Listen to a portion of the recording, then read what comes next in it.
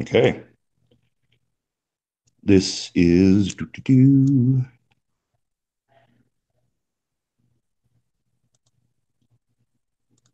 check one thing.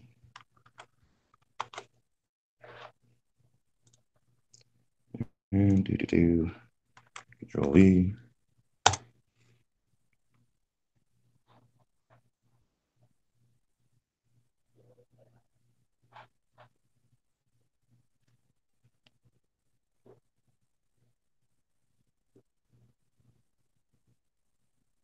Oh, right.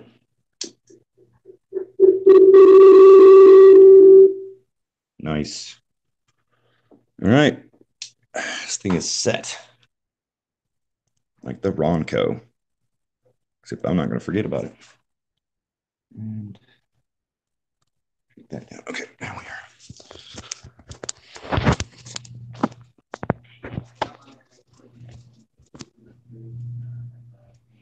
Back in the Midwest, where we're both from, St. Louis, mostly. Oh, and was really for me. Oh, do it. Yeah. Yeah. Well, a lot of people think I'm in the business of doing loans. I don't look at it that way. I'm in the business of helping people become successful. With that in mind, let me ask you this year. What's important about success to you? Providing for my family, being able to do a lot of things, do and have a lot of the things that I want. I have some expensive hobbies. Like what? I like cars a lot.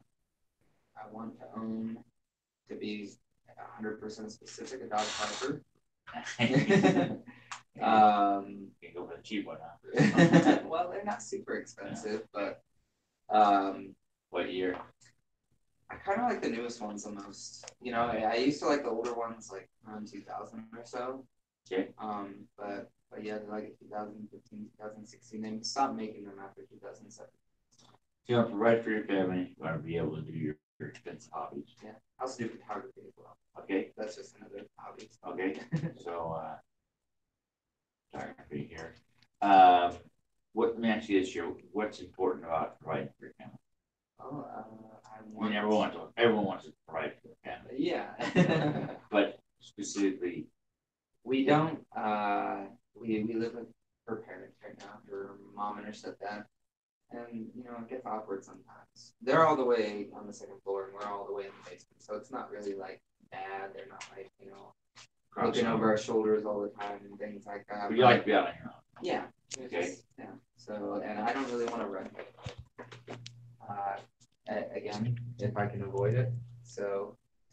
I'm hoping to buy a place, and since I started working I've always wanted to invest in property, homes, duplexes, whatever, but it never occurred to me before I worked on mountain land to buy a duplex or something, live in it for a year, move, buy another one, live in it for a year, etc. To be able to have that passive income, and then probably 3 to 5 years down the road, buy our own house actually. So passive income, okay. Yeah. So, how much passive income would you want? Right now, the only thought that's crossed my mind in that regard is enough to pay for the things that we're already talking about. Okay. All right. While still doing real estate, of course. Okay. So you got to take care of your family, provide for them, provide for the future. For the future. Yeah. Like what kind of future things you want? Well, just being able to invest further in real estate, maybe in businesses. I'm kind of open, but I'm very entrepreneur mindset focused. Okay. I like the idea of being my own boss. Okay. All right. Why do you want to be your own boss? Mostly just to not have to worry about, say, like, any job. They might have a way of doing something. I'm analytical, very much a problem solver, and sometimes I might have a way of doing it that I might feel is better, but I always have to consider what they want me to do. All right. Respectfully, of course. No, so you want to implement your own ideas. Exactly. Okay.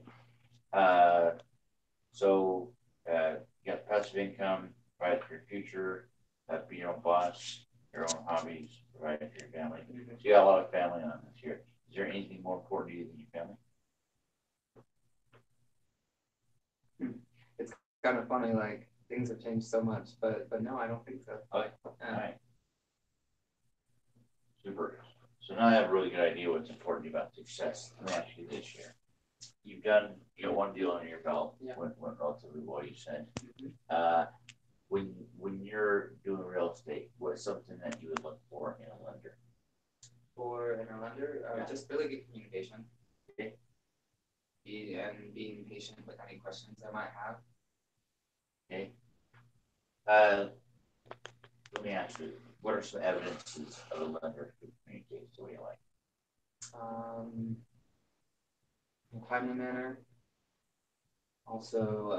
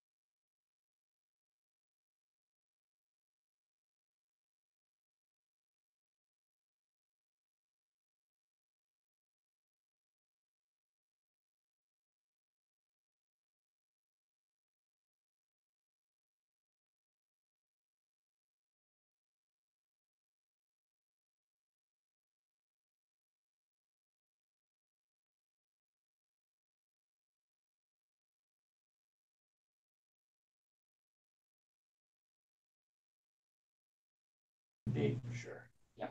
And you like email and text. I like all three. If it's just like, regular communication, I prefer not email. Okay. To be honest, like if it's just like, hey, are you gonna meet me here at this time? That Okay. sort of thing. Sure. All right. So communication is a big deal. What's something else you look for in a lender? I mentioned just being patient, Okay. as I'm still new, that sort of thing, making certain if I have any questions or it seems like I'm not understanding a certain concept, that being patient with me and making sure I understand things. Yeah. So you just want to help me keep up to date, maybe educate you a bit. Well, I like learning, and I look forward to becoming more educated in regards to loans, forms, buying a house. I have no problem saying I'm a novice. I'm new to this.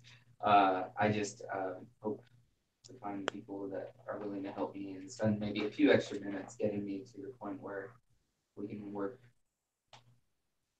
very smoothly together. You want people to help you by being patient, by keeping you. I don't need a ton of attention, and I am good at doing my own research, but just if I have a question here or there. But you're looking for that help, that doesn't help with everything, but just help it. Okay, help be patient, help keep you informed, help keep you in the know. So okay, super. So communication and helping you just be the best you can be here. I like that, yeah. Is there anything? And I'm kind of thinking of either anything you've heard in the office when people kind of complain about the process or about what's going on, some fire, or even your own transaction, something you wish would have done better. I guess I'm still looking for something. What's one last thing you might look for in a lender? Makes you go, "Well, a lender did this, they would." Okay. I haven't had this sort of situation, but I guess one of my main concerns is making certain that any buyers, for that matter, that we work with, that we are on the same page with them. Okay. Like I know that, for example, in your communication with them and my communication with them, there is the chance of them either misunderstanding or thinking we're not on the same page. Mm-hmm. And like for example, especially in this market, like I made the mistake once, but I never will again. I'm working with a buyer that's not qualified, and like that case, right. I wouldn't work with a buyer that's not qualified, and I hope that you understand that. That sort of thing. Yeah. Okay. So, you want to have kind of a team approach. Yes. So you want to make sure all your buyers are qualified. Not just qualified, but that they're ready. Like qualified and ready. Yeah. Like a lot of times they're like, I like the idea of buying a house, but then they spend like a bunch of time looking at like 10 or 15 houses, and then they don't ever do anything. Right. Okay. So, what are some evidences of being in a team, of having a lender be part of your team or in a team environment? Obviously, they're going to help get qualified buyers and ready buyers. What else would you expect from this team player? Like whenever you communicate, like for example, maybe we have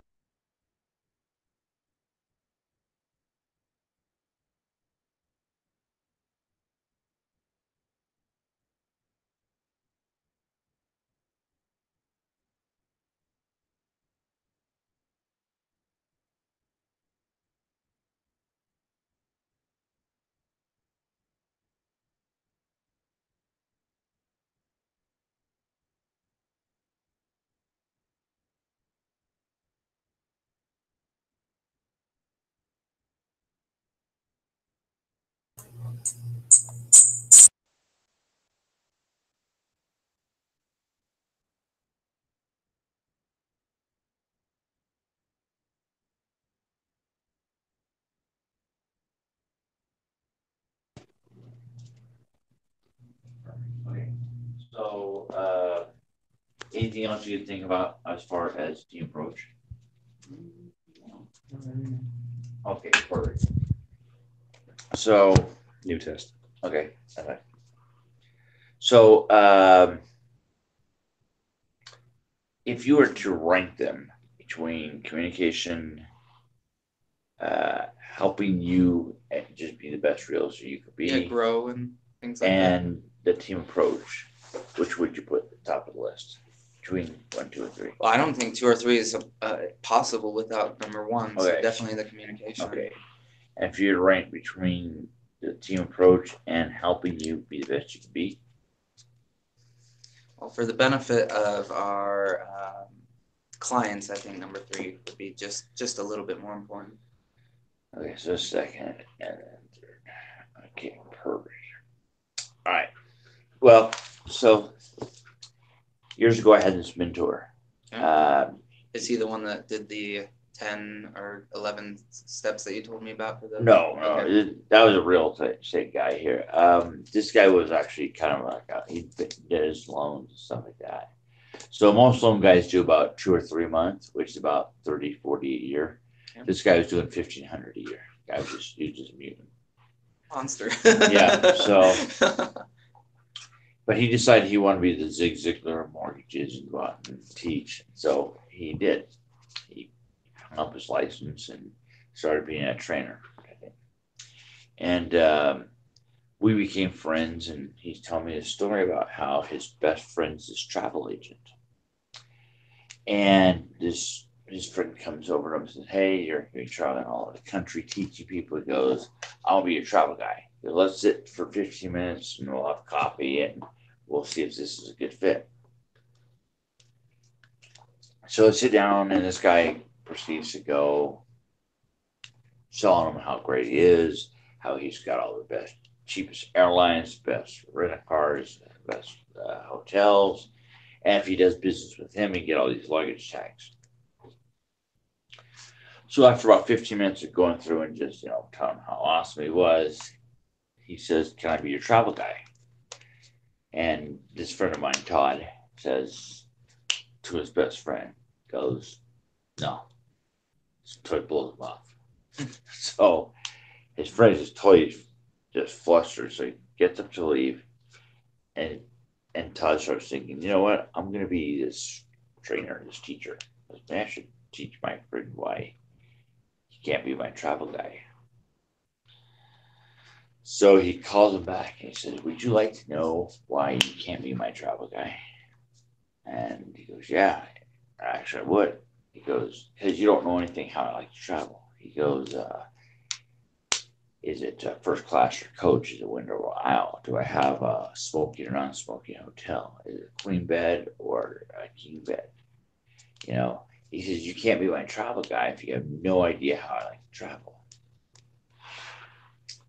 And he's telling me this story, and I've been doing loans for maybe about 7 years at this point. And I realized that I suck. Because as I talk to clients or realtors or whoever, I don't really know anything about how they like to go through the process. How do you like to be communicated with? How do you like to be treated? How do you like to be responded to? Things like that. So I immediately thought in my head, I need to sit down and put together some. Left us in the office. Oh yeah, I moved in there. Oh, okay. Well, I'm moving back there. Thanks. Okay. So anyway, so this is a version of, or a way for me to sit down and chat with somebody. The reason I ask about the family and the what's important about success, because if I look back here, August of 2019 or October 2019, and I see you got yourself a nice car, or you're doing photo stuff, or you're your own boss, or so I go, "Man, we must be doing something to make him successful, because look at all this. He spent time with his family. He's his own boss. He's got passive income, all this stuff." And to me, I go, you can't really measure that unless you know what it is that's successful. And more importantly, so I will tell you this year, I've had this conversation with probably over 3,000 real estate agents over the years. And all of them ask for communication. It tells me that the industry is relatively broken as far as taking care of communication goes. I mean, if they did just very little, it'd be an improvement, pick up the phone or whatever. So anyway, and occasionally I'll talk to somebody whose most important thing is to be out at Lake Powell on the boat, and so I go, that's fine. I'm okay with that. I just don't know it's a good match for what I want to do. So anyway, so when I communicate,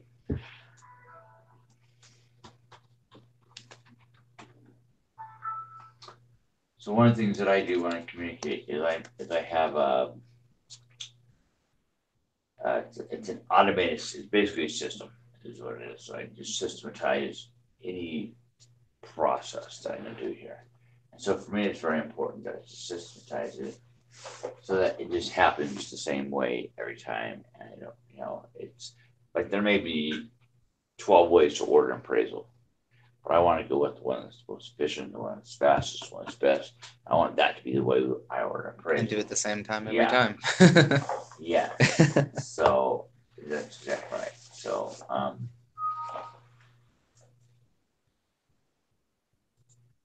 give you an example here. So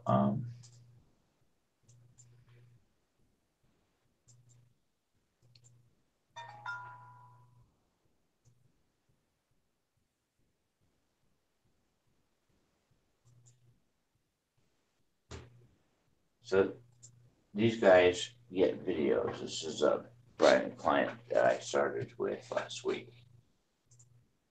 I'll just show you an example of it here. And because I don't know which real estate he's using, I don't have him plugged in, but it usually does. It's official. We've received your home loan application, and you're well on your way to your new home. We're here to steer you safely along your path. Please be careful and avoid these common roadblocks. Large purchases. Shopping for a new car or furniture? That could be a wrong turn. Maybe even a dead end. Major life changes. Thinking of quitting your job, getting married, divorced, taking a long vacation, blasting into space? We're not saying you can't do it, but please talk to us first so we can discuss how it may affect your loan. New credit of any sort. That new card may be a great way to save 10% in purchase, but it could also be a great way to knock points off your credit score and delay your closing. Random deposits into your bank accounts. Lottery winnings, cash gifts, money from your boat sale, and anything you can document properly is fine. But the money you've hidden in your mattress the last 5 years, keep it out of the bank a little while longer, please. Late payments. Even after your credit is pulled, you still need to keep making all your payments on time. It's possible, and often even likely, that your credit will be pulled again later. Most importantly, come to us with your questions as we make this journey. We're here to guide you, are happy to do so, and we'll be in touch again very soon. So at the end, it usually does a little blurb of the realtor and me, and the buyer didn't listen, and some of that here. So That is a neat video. yeah. So if there's one every step of the way that, hey, your appraisal come back, hey, you're got done right, hey, you're approved. It's great. So, and they go to both the agents as well, so that they don't wonder, hey, where are we at in the process? They can see. It's not telling what the credit score is like or how much down. It's just generic, yeah. So communication is really important to me as well. So as far as that goes, as far as the team approach, so let me tell you this here.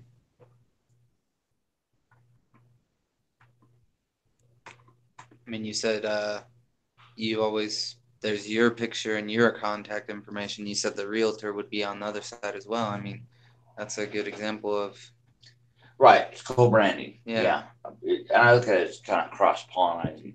When a bee goes to a flower, then back to the hive, just get pollen from one flower, just get pollen from lots of them. Yeah. And so let me show you.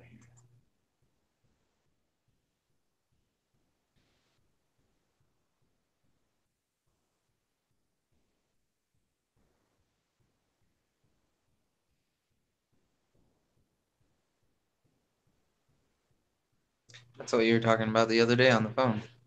Yes, the fish exactly right here. So this is kind of the different base that I have. So one of the things that I do is I go out with and I approach attorneys, both bankruptcy and divorce. So bankruptcy ones, like I closed one yesterday, is referred to me by a past client who is a bankruptcy attorney. And he says he probably got 10 deals, not a lot, but I got here. And also divorce attorneys are excellent because when a house to sell, and there's two to buy usually. So, That is true. yeah. I also have physical brochures. And I put them in doctor's office, dentist's office, Midas or Ticket Loops, Instacare, anywhere people are going to sit and wait. So, like, I took my son to Instacare just on 16th North. I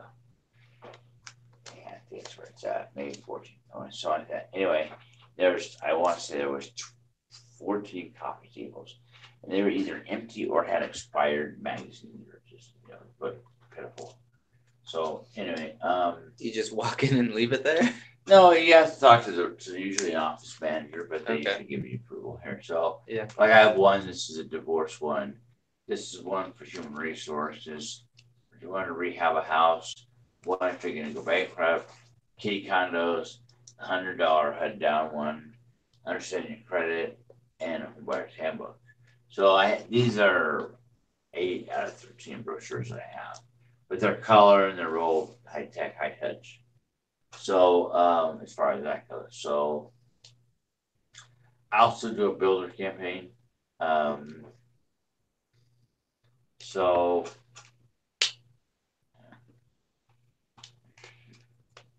Does that mean like when they are thinking about building with a builder, but they end up not going with the builder? Well, the builder one's kind of tricky because they have to go to, usually the builder wants their own guy, and I don't want to do that because I don't want to find somebody just to hand them off to a builder. So I don't like They usually have a realtor, a preferred lender. Yeah, stuff. so I'm gonna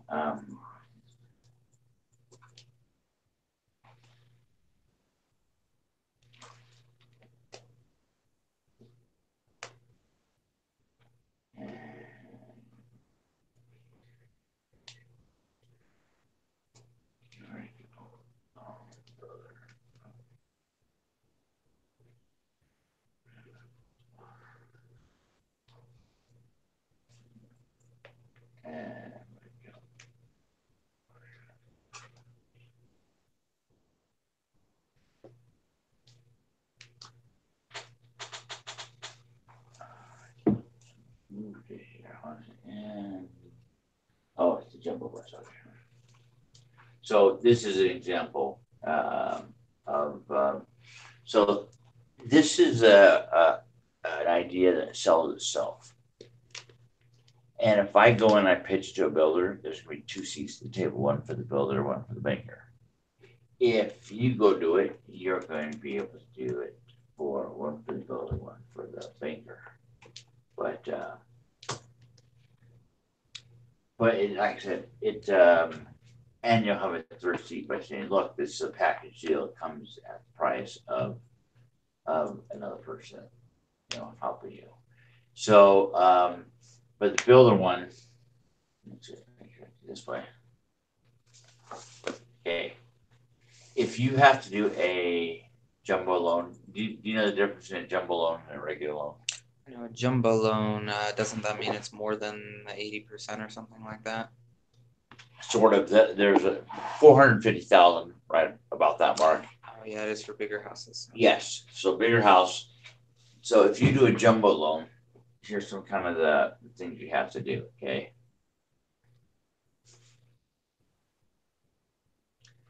So if you do a jumbo loan, you automatically have to do 20% down. Okay. So this is a judge that's a loan for. He's 735, and he had to do 20% down, which is 147. The problem was he only had about 112 in assets. Okay. He did not have enough. I also had a surgeon had the same problem. He was doing almost 700, and he had sold a house and it had $85,000. He needed 135. Everything was great except for the whole down payment. Okay. He just didn't have it. So so I came up with what's called a jumbo buster, and the idea with the jumbo buster is we do the 450 for the first mortgage. We do a second mortgage for, instead of 135, we do it for 188. Oh yeah, okay, yeah. So I was gonna do more than 20% down. You probably end up doing like 25% down kind of range here. But anyway, so I had a first mortgage, second mortgage, and a down payment from him was 5%. Here's how it works. Okay, so in Utah County, 450 is the first mortgage.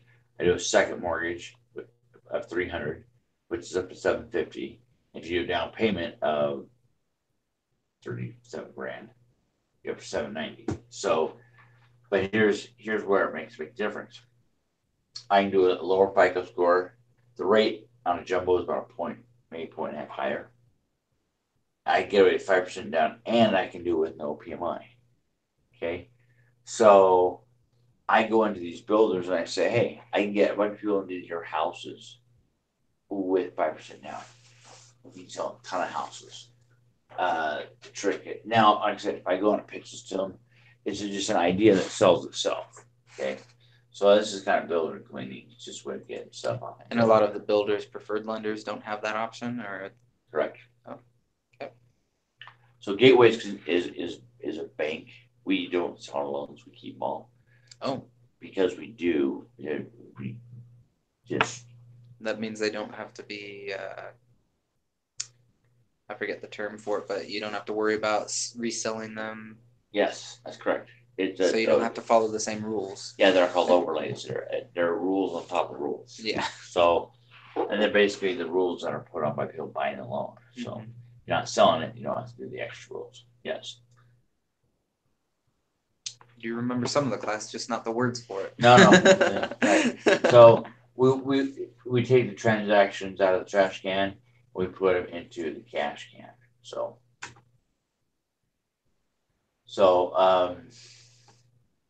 that's builder cleaning, which basically say, look, all these people you get turned down because they don't have a big down payment. We'll take them out of their trash can and go forward with that. The social media one, okay. So like I don't know, you may or may not put this up here, but I've done magic professionally for over 40 years. Really? So it's just kind of who I am, but I'm the magic lender. So I brand myself as that. Then I push it out by setting it up so that when I put it out to Facebook, it'll talk to Twitter, it'll talk to Google Plus, YouTube, everybody. Okay. Then I just keep adding content to it, and then I measure who likes what. Sometimes they like this on this day at this time, but they don't like it any other days. So if I repeat with that, I just do it specifically on those times. So anyway, there's a lot to go to social media, but it's good here. So we also do HR with companies wherever you go. Hey, we've got someone moving in. You're going to be the person that you call for a loan or a house. Yeah. So we also do financial planners. So these guys are just you're paying too much in taxes. You need to have a real estate shelter to get your investment property or a condo or something. So those are always really good ones to have. The first time owner, what I was talking about. Yep. Yeah. So that's that one. Do funeral homes. A lot of people don't think of funeral homes. A lot of times when someone dies, they have a house. Yes, but more importantly, the inheritance is locked in the house. Mm-hmm. So kids don't get their money until the house sells. That's interesting. Yeah, well, and it is. So my mother-in-law, Heather's mom, works at MHM Law in Provo, just down the road. At where? MHM Law. Okay. McCarthy, Heater, Metler, I think is what it is. Okay. And they handle a lot of estate sales. And unfortunately, they're already working with a real estate agent to handle all those pretty much. I was just like, darn it. You know who the agent is? I want to say Cody. No. Now I'm getting his name mixed up with a kid at my real estate office in Mountain Land. Here's what I'd say, find out his game for 2 reasons. Number one, Yeah. you need to find out if you can unwind any of his business. Well, my mother-in-law said she would, help me out here and there, but she's actually the paralegal there, so she does make a lot of these decisions. Right. Yeah. So, But I guess he goes to like town hall meetings a lot and stuff like that because there's a lot of zoning issues and things like that with the transactions that they deal with. well, but you have to kind of, like you said, keep your friends closer, your enemies, but your competition closer. I like that. Yeah. So, we also do jewelry stores. So when people get married, I Yeah. find that they're looking for a place to live. Yeah. So I have a little bit about size of business card, and all it says is when you're making your life together, consider what you're going to call home. Owning a home is easier than you think, even with credit or down payment issues. On the backside, I have call me, real straightforward. And I tell the ring place, see, if you have a $3,000 ring, it's usually 10% of the cost is the materials, the gold, the diamonds, and that. And so they go, okay, the other 90% is just pure markup profit. Mhm. So usually the down payment is, hey, you pay us this 10% down, which is the cost of the ring. So pay for the cost of the ring, and we'll finance the profitability. So I always say, look, if you let us help you, we will help make up to 2 payments, not to exceed $500. So usually I'll do 250 and the realtor do 250. So Oh, okay. yeah. So so we do the ring store, okay, and then we do kitty condos. You know what kitty condos? Actually, don't. It's a nickname given for student housing where the student buys a house, but their parent is a co-signer that doesn't live in the house. So the kid lives in the Okay. house, satisfies the occupancy requirement. Then mom or dad satisfies here's the income, here's the debt, here's the credit. Okay. So you could use an FHA loan, so you do 3.5% down. So I usually have a thing here that says, and I like this because it looks almost like a pizza, but it says, one of these students isn't making his house payment, his roommates do it for him. So mom and dad like this because they can get an investment property, they can put their kid up in a And house. mom and dad do the down payment, right, and get approved and everything like that. Yeah. But then his friends or acquaintances, missionary companions, whatever it is, they move in and And make they the pay house rent. payment. Yeah, yeah, it's great. Look, there's no denying it. We live in a college town. Yeah. There's 50,000 students at BYU, and there's probably I heard it passed them up at Utah Valley, but anyway, but 100,000 students here at any given point. Mhm. And if you turn around and market them, so this one is a kitty condo. It's referred to, the nickname as condos, but it's any house, doesn't matter. So yeah, here. So CPAs, and then finally there's Udemy, which is a online school. People can be, hey, how do I buy a house? How do I be investors like that? So if we teach them, we'll be generating up our own business of.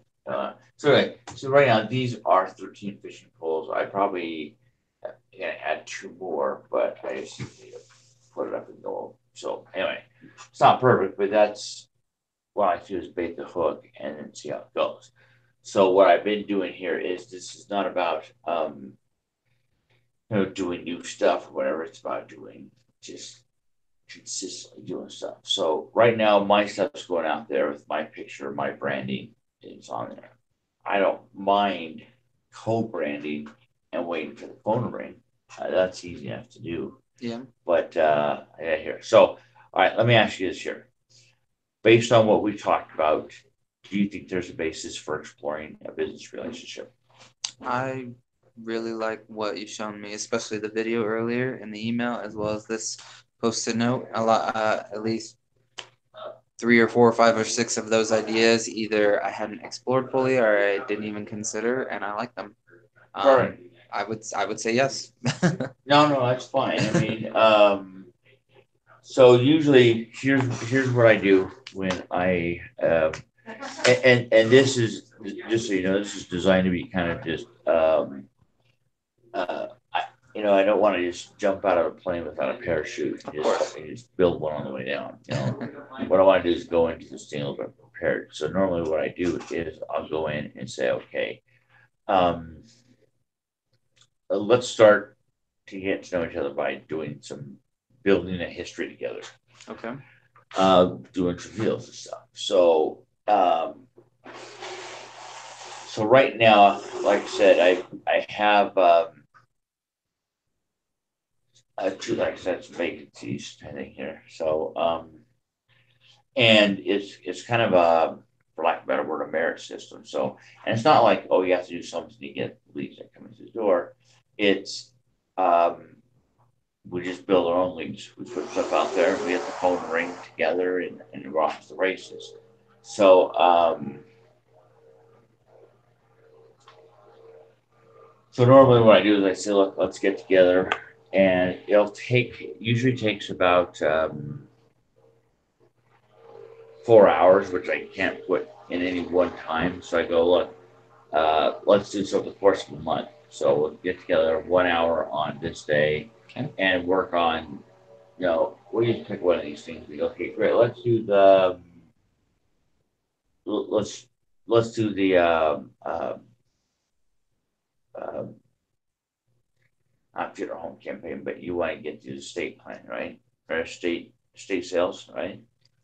Well, I mean, that was just me kind of telling you a little bit about that. Right, but it's a no-brainer. Yeah. Okay. Yeah. So what you need to do, see, look, your mother-in-law is not blind. She knows you're starting. She knows where you're at. You live in her house. Yeah. Okay. I mean, like, for example, they bought their house here in Orem. They moved from Eagle Mountain, and when they sold their house in Eagle Mountain, they were going to also sell her father's house in Bountiful. It's a huge house, built in the early 90s.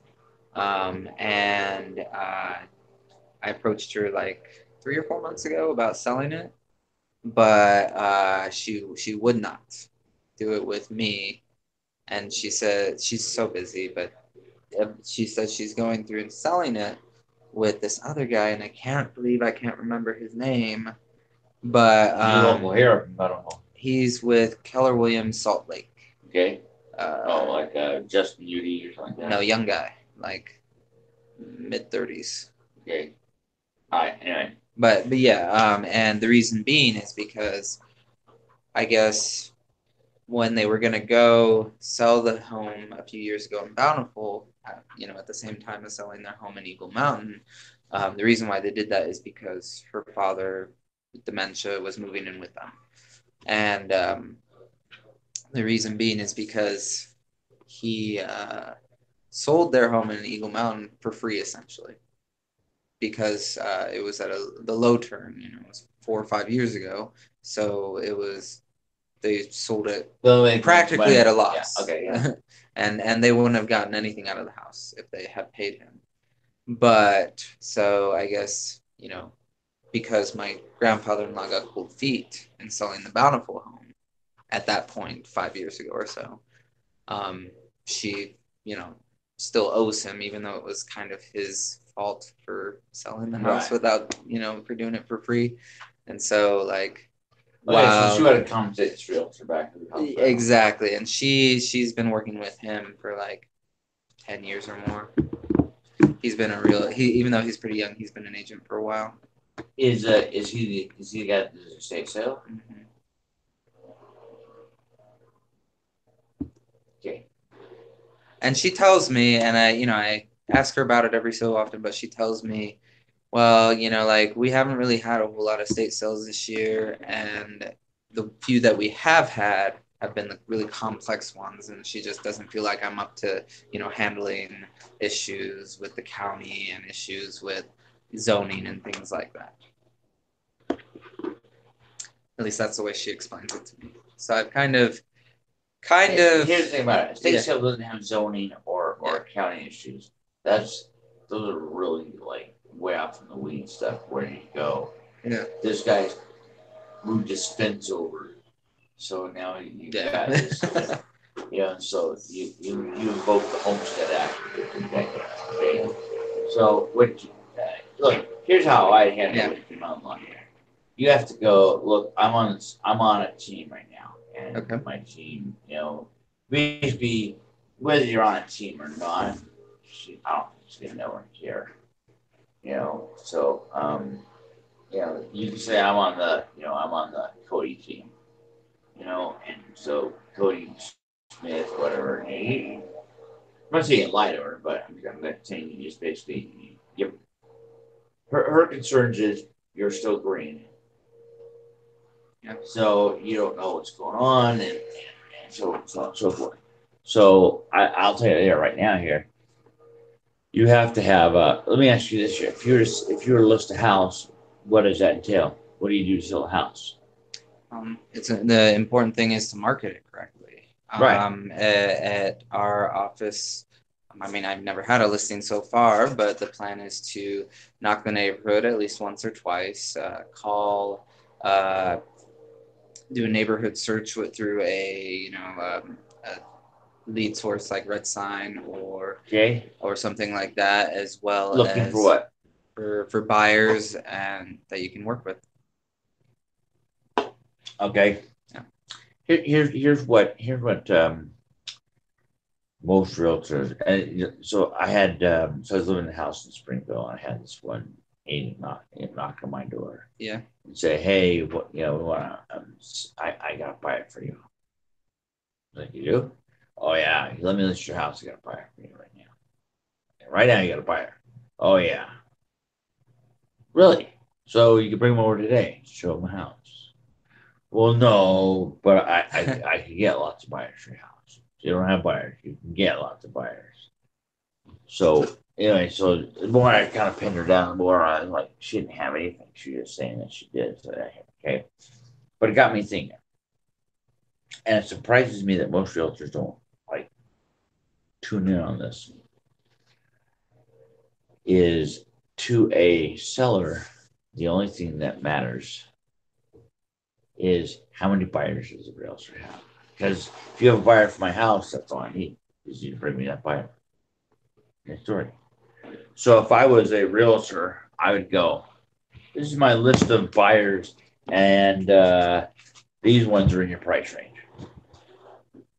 I mean, if you could pinpoint and point to your buyers, that's how many I have. Okay, and it's kind of the circle of life. Listings, when you have a listing, people call on it, and lots of times they don't have a buyer, an agent, so you collect buyers from this year. And so you get buyers from listings, and then but you also get buyers come from listings, and listings come from buyers. It's kind of this circle. Yeah. So it's really hard to break into one without the other. So, but you can. You have to go in. But I'll tell you this year, you also have to have a strategy. If someone walked to my house and said, "Oh, I can put your house in the MLS," and tell them that I go, anybody can put it on the MLS. It's something, I can even pay an agent to put on the MLS for $500. That's all I do. So you have to basically say, look, if you're going to do this, what are you going to do? That, and my guess here is that's kind of the confidence that your mother-in-law lacks, is what would you do to sell this house at an estate sale, or you sell this house at a wow. Okay. So,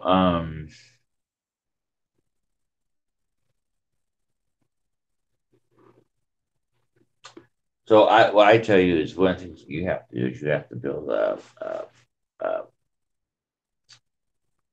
not a protocol or a procedure, but it's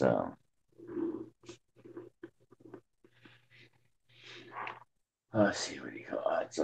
But you'd have to have an operations man for some type here. So yeah. So you're gonna have to have some way of branding yourself and branding what you do and branding how you do it and what's entailed. Yeah, one in.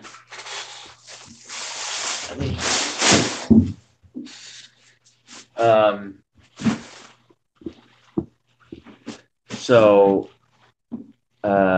but like I said, you have a district where you have to either impress people you know, which is your mother-in-law, or you have to impress people you don't know, which is um,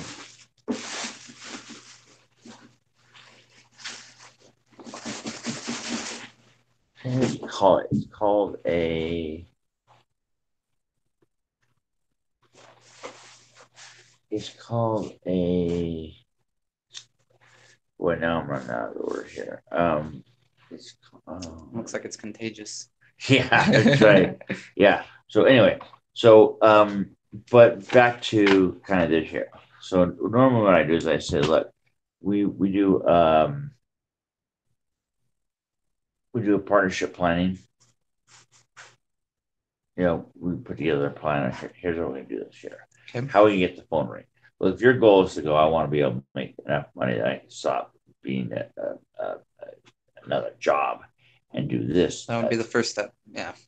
Yeah, no, that'd be great here. And you'd have to do it in such a way where you decide that you're going to, I mean, you're going to know better than me where you can start. Stop doing one job and just doing the other here. And some people go, look, I'm going to put 6 months research in the bank, and then I'll have kind of a, you know, a building phase or something like that here. So, but yeah, in the partnership plan, I do have a picture of yourself that you used to Not market. recently.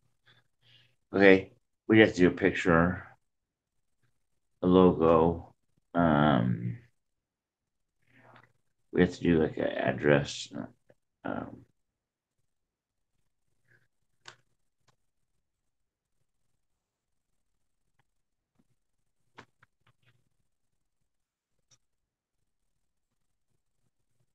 well, we roll it out and get it going that way. But this is so you can turn on and go, whether it be a digital or on like paper, you know, static and stuff. But so, and then what I'd say is you got to go back and choose one. Like you start off and you go, look, these are the three I want to do. Which one you do first? So, let me ask you this year: do you have did working with John and stuff? Did they ever put together a business plan or what are you gonna do and how you gonna do it? You know, how much money do you want to make? Let me show you this year.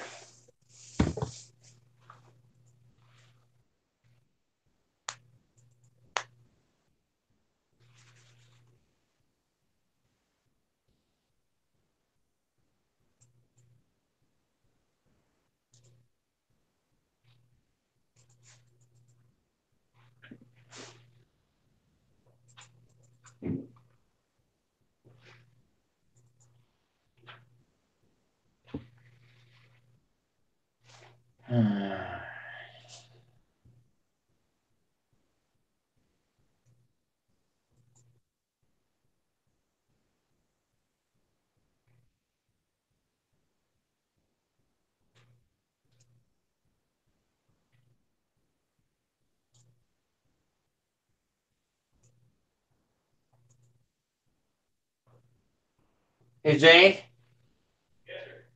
can you bring me that external hard drive? Sorry, one more time. The external hard drive. Sure thing.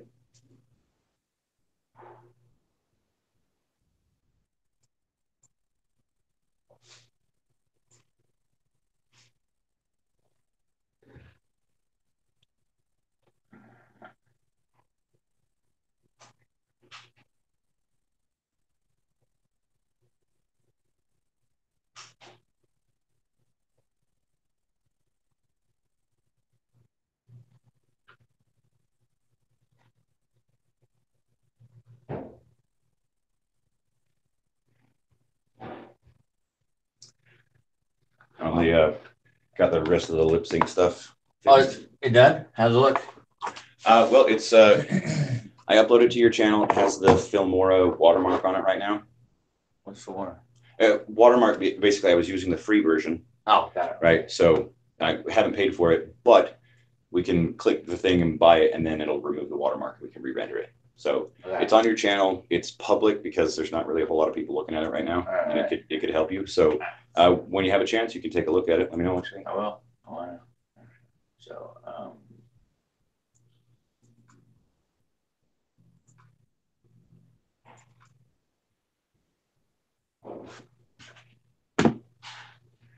okay. So this might be kind of a best way to kind of wrap up this meeting here. Okay. Is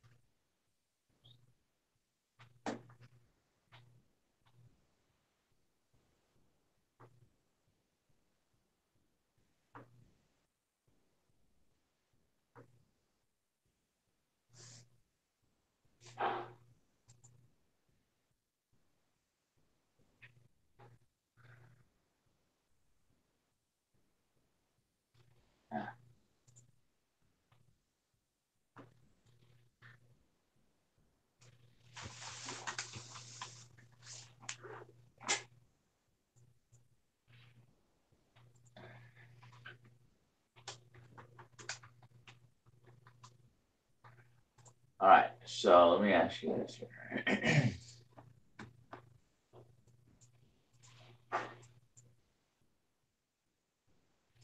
Hey Zane, let me show you this real quick. What's up? All right, this is what's called a chunk down. So let me show you how it works here. So Chunk down is like doing stuff. sort of. So okay, that's right. So all right. So this is working backwards. What you have to do and how to make as much money as you. Okay. So let me ask you this here: how much money would you like to make a year in real estate? Like, if I was living the dream, Yeah. say 300,000 or 400,000 a year. Okay, 300. Okay. Okay. If you're living the dream, what percent would be listings? Which percent would be buyers? Like 50-50? At least 75 listings, 75%. All right.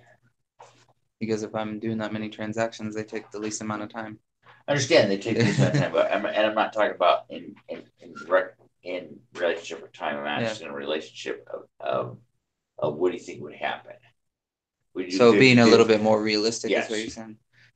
I'd like at least 60% listings. Okay, so you go 60% listings, 40% buyers. Okay. What's your broker split? Right now, if I'm making that much, it'd be 80-20. Okay. It's a tier system, so I'm Okay. not quite there Okay. yet. All right. What's your average sales price? Just over 300,000, isn't it? Quick question, if I can interject. Yep. So as the brokerage, I mean, they take the fee, but you could just hang your own flag and be like, I get all the money, right? No. No. So He covers me legally. Okay. So I do owe him on Alright, every I'm with you now. transaction. Okay, so you want to say your sales price is 300,000, correct, or higher? Yeah, then let's just go with 300,000 Okay. right now. Yeah. All right, so Make it easier. So here's what you need to do in order to make $300,000, of which you keep 80% of the check. So on a $300,000 thing, you're making $9,000. Okay, out of the $9,000, 80% of that is $7,200. Okay, yeah. You need to do times 42 would equal 300,000. So you need to do 42 deals a year. Okay, 25 would be buyers listings, and 17 would be buyers. Okay, it's not bad. No, so in buyers you're talking about 2 months. Okay, so this is the point where you chunk down. If you had 10 listings, how many would sell, whether by your effort or by another realtor? But you don't have an expired listing or withdrawn listing or whatever. But out of 10, Like realistically, Yeah. If I, probably at least 8. okay, so 80% of these would fund. Okay, all right. If you went on 10 listing appointments, how many times did you walk out there with a signed listing? Or, you get the deal. Well, if I'm making that much money, my But- skills will be better. Well, it's Yeah. kind of catch right too. You Yeah. still have to work your skills up. So Yeah. it's talking about. Are we even talking that. about right now? Yeah. Well, yeah. As they stand right now, Yeah. I'd probably end up with like 5, So 50%. maybe less. Okay, or what? Or less? How much? We'll go with 4 Okay, 4. Okay. as I stand now. All right. So here's what you have to do. If you go on if you're getting 40% of the listings come to yours and 80% of those sell. So in order to do I got this backwards here. All right.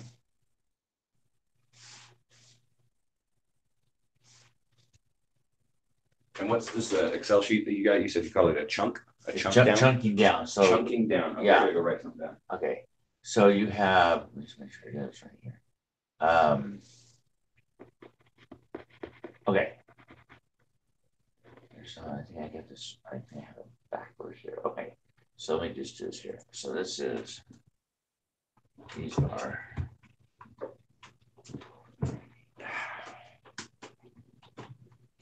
And this is on your Magic Drive?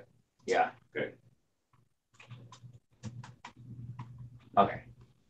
So if I've done this correctly. Okay. Buyers. Another quick question. Trace, how did you and Ben connect? He's my mistake. Okay. So That's the high I you were talking about? Yeah. All right. all right. So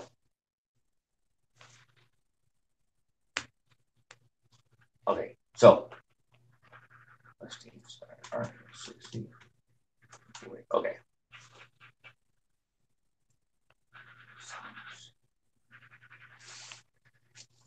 Fire. This is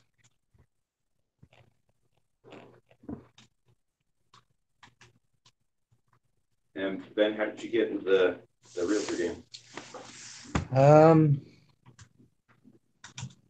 That's kind of funny. My mother-in-law suggested it. And I didn't do it right then, but like 6 months to a year down the road after she suggested it, popped into my mind again. And a little after that, I was telling him I was a stay-at-home dad for about a year while my wife worked full-time as a quality engineer.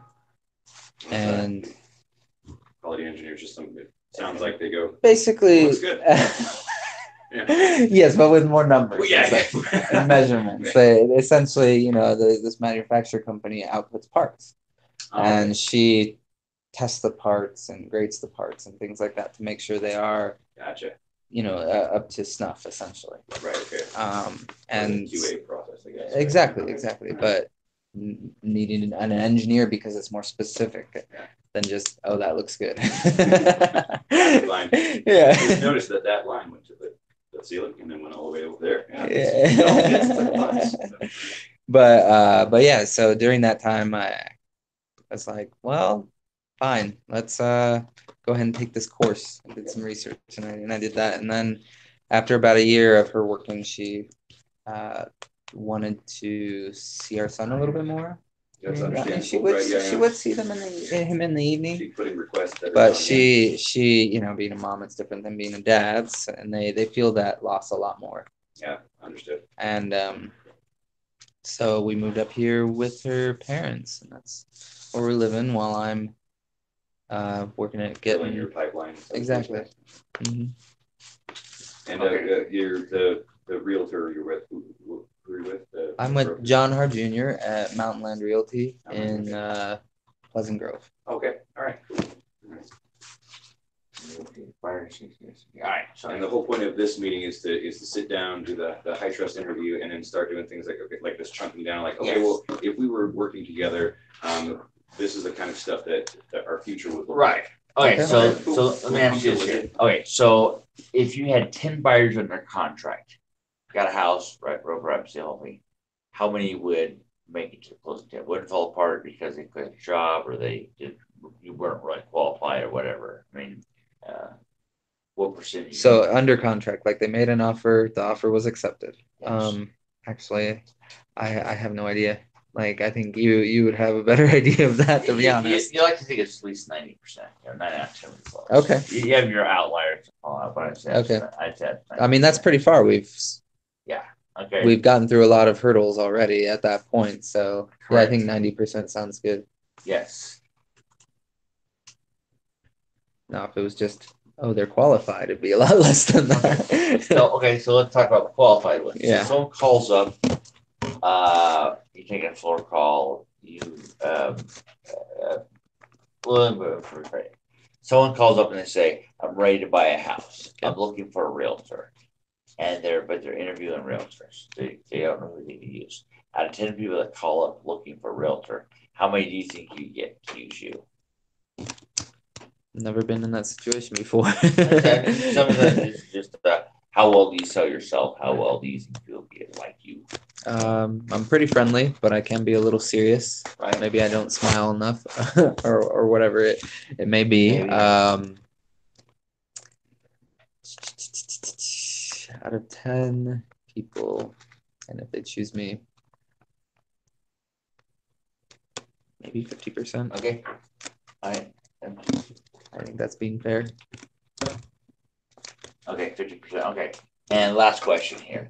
You've got people who are just picking up the phone and calling a realtor. You don't know if they're qualified, they're just raw leads, okay? Okay. So everybody is qualified, if they're 5, they're looking for decorating ideas, who knows?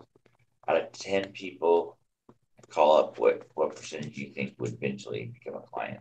So 10 people, but they may not be, well, they're not qualified. I'm just getting to know them. I just, okay, what's your name? Hey, how many bedrooms does this house have? Oh, no, those guys. Yeah. You don't know anything about it. That'd be even less. That'd be like 20%. Okay. Probably about right. Okay. All right. So let me show you what this is. Okay. So this is a chunk down in order to do it here. So okay. So in order to get 25 listings in a year, okay. That's wrong.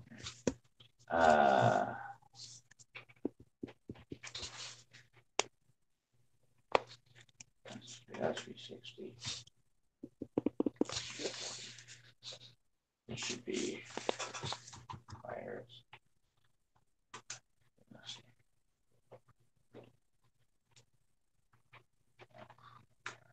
Make sure it's right here. Okay. So in order to get, so if you want to have 25 buyers, this is right.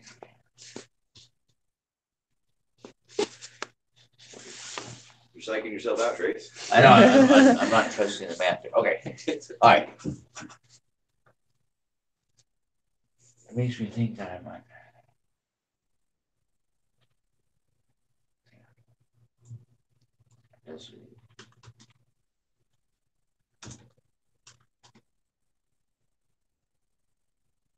Let's go back to that. We'll check around here. All right. So you need to have 15, you need to go on 15 listing appointments a year. Okay. This is fun. I think this has been hardwired here.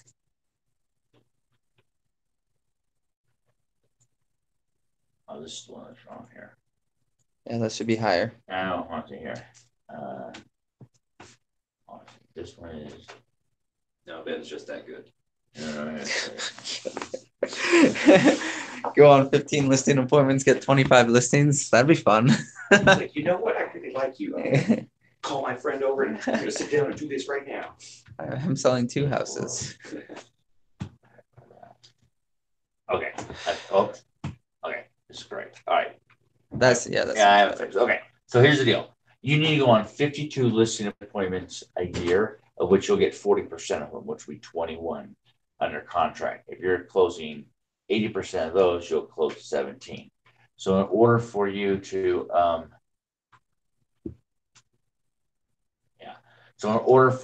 do 52 in a year, you need to either do 4 listing appointments a month or 1 a week.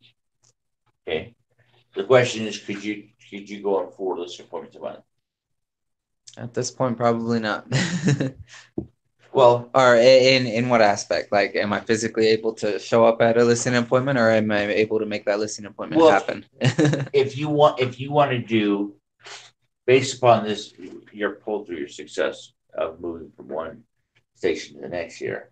So you need to have, like I said, you need to have 52 listing points in a year. That's, like I said, one a week. Mm-hmm. So if you get one listing appointment a week, you'll sell 17 houses in a year. Okay. Have you guys already you talked about the fishing lines? Yeah. Yes, we did. Okay. Yeah. All right. So putting it together. Okay. right. So the question is, what do you have to do to get one listing appointment a week here? And you can turn around and go, well, let's dial this back to 250. Okay. So now you're talking about you know, hitting 43 in a year. You're talking about less than one a week. Mm-hmm. Okay. So here's your buyer pool. And even if you try and say, okay, well, let's do 50, do 50-50. Okay. So what you're saying is you need, if you're doing 250,000 and you're doing half buyer to half, you're doing 17 or 35 deals a year. Okay. So as far as buyers, you're saying, look, you need to talk to 193 people in a year. Okay. That turns out to be one person a day, or basically less than 4 people a week. So if you talk to 4 people a week, and this is just raw people. These are actual leads, though. Yeah. Yeah. So you're saying, okay. So, and if you're saying 20% of them will be like, I get to be a client. So out of 193, you get 20%. That's 39 people. You're saying you get half of them to work with you.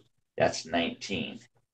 So the chunking down that you've done in the discussion through the high trust interview, I'm guessing, you know, desire, goals, ability, and then you chunk it down to get a better idea of what's going on. But you're saying like 193 people, you're just like, you know, that you've gotten as far as like, yeah, I want to buy a house. Yeah. Oh, okay, we'll see. Okay, now I read this. Are you a gamer by chance? Yeah, I am actually. Okay, all right. There's a phenomenal book called Reality is Broken. Never heard of it actually. It is amazing. It's basically they're saying the author's like, gamers believe that our current realm of reality is not interesting enough, which is why they play video games, right? If reality was more interesting than video games, no one would play video games. So what they said is that this is how video games impact our lives. And this is how we can take the psychology of video games to improve our lives. This is nonfiction. Nonfiction, absolutely 100% true, researched up the yin yang, right? Yeah. Now, you just gave me some key components, and I'm going to talk to you throughout the rest of this next week about something called Chore Wars, because it basically turns all the boring crap that you don't want to do, and it's uncomfortable, and it's this, and it flips the script, and it turns it into basically World of Warcraft in reality.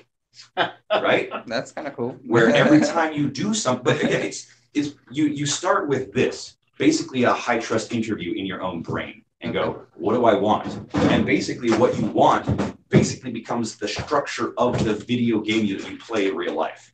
But as you play the video game in real life, it's based on reality. So as you see measurements in a video game go up and down and improve, you take this same chunking stuff and you apply it to your own life, put the chore war thing over it, and the next thing you know, you're just like, I'm gonna go play my game, and then you just go make a bunch of money. Like that's.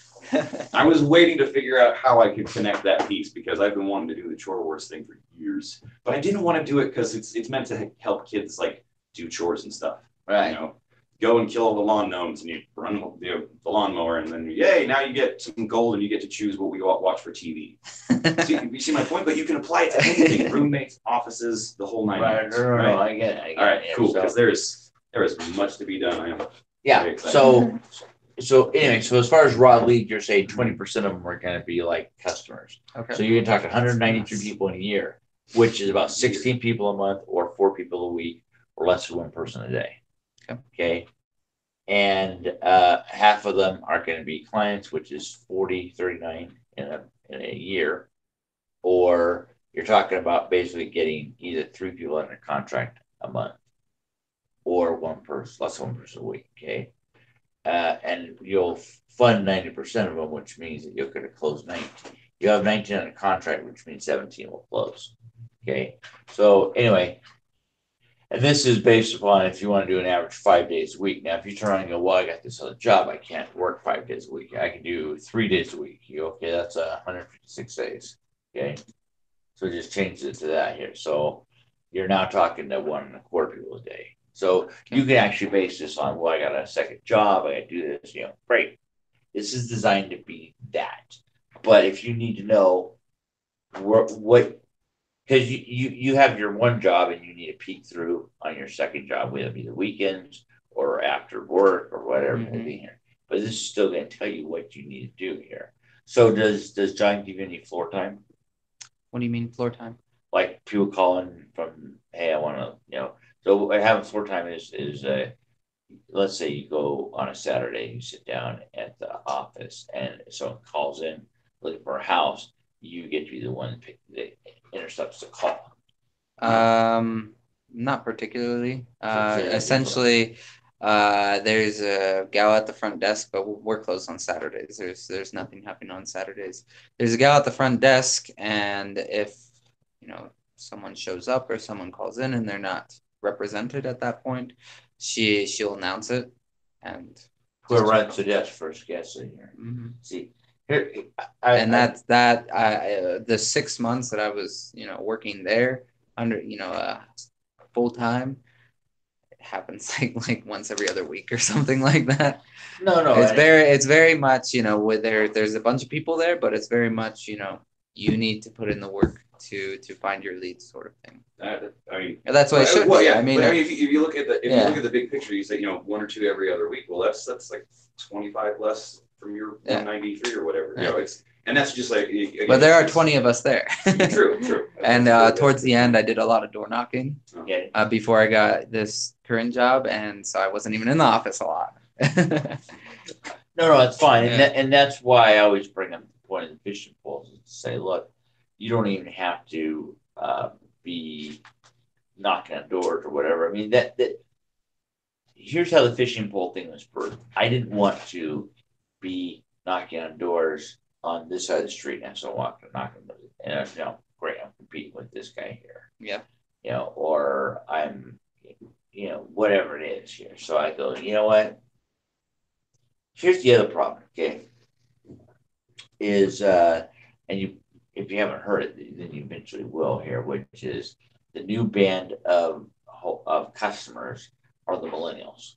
Mm-hmm. The baby boomers retiring and whatever I am, anyway, are petering out, and so the millennials are the next one. So it's like, how do you get to the millennials? And basically the concept is these guys are all online shoppers, and you have to have an online presence to get their attention.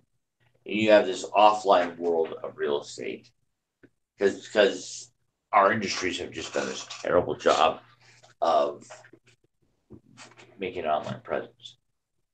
Okay. When I started, the idea was you get people to like and trust you, and they will just, regardless of what your rate is or how much the house costs or where it's located, they like and trust you. They'll just go, okay, great, go find me a house, go find me a loan. And that's not the way it is. The millennials have seen their parents get screwed by an insurance guy, a financial planner, a banker, a realtor. I mean, they saw their parents go through 2008, and so they're just like, you know what? I'm going to shop this person around. I'm going to investigate them, interrogate them, and see who they are in the digital realm. And then I'm going to challenge them, But no one's coming to the digital realm. So they're left unchallenged, but they also left unchosen. So,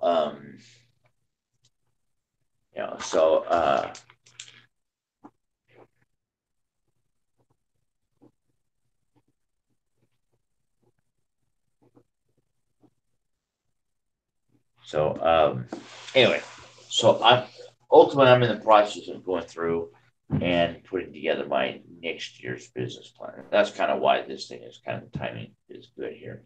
But I also need to make sure that this is something that you can, I guess, invest in, for lack of a better word here.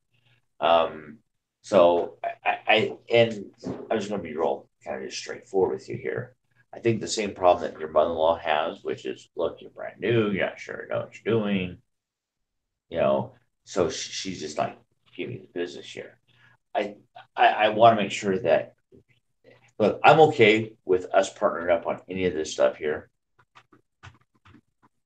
and saying, great, we can collectively go get the phone to ring, and then anything that generates is just our stuff.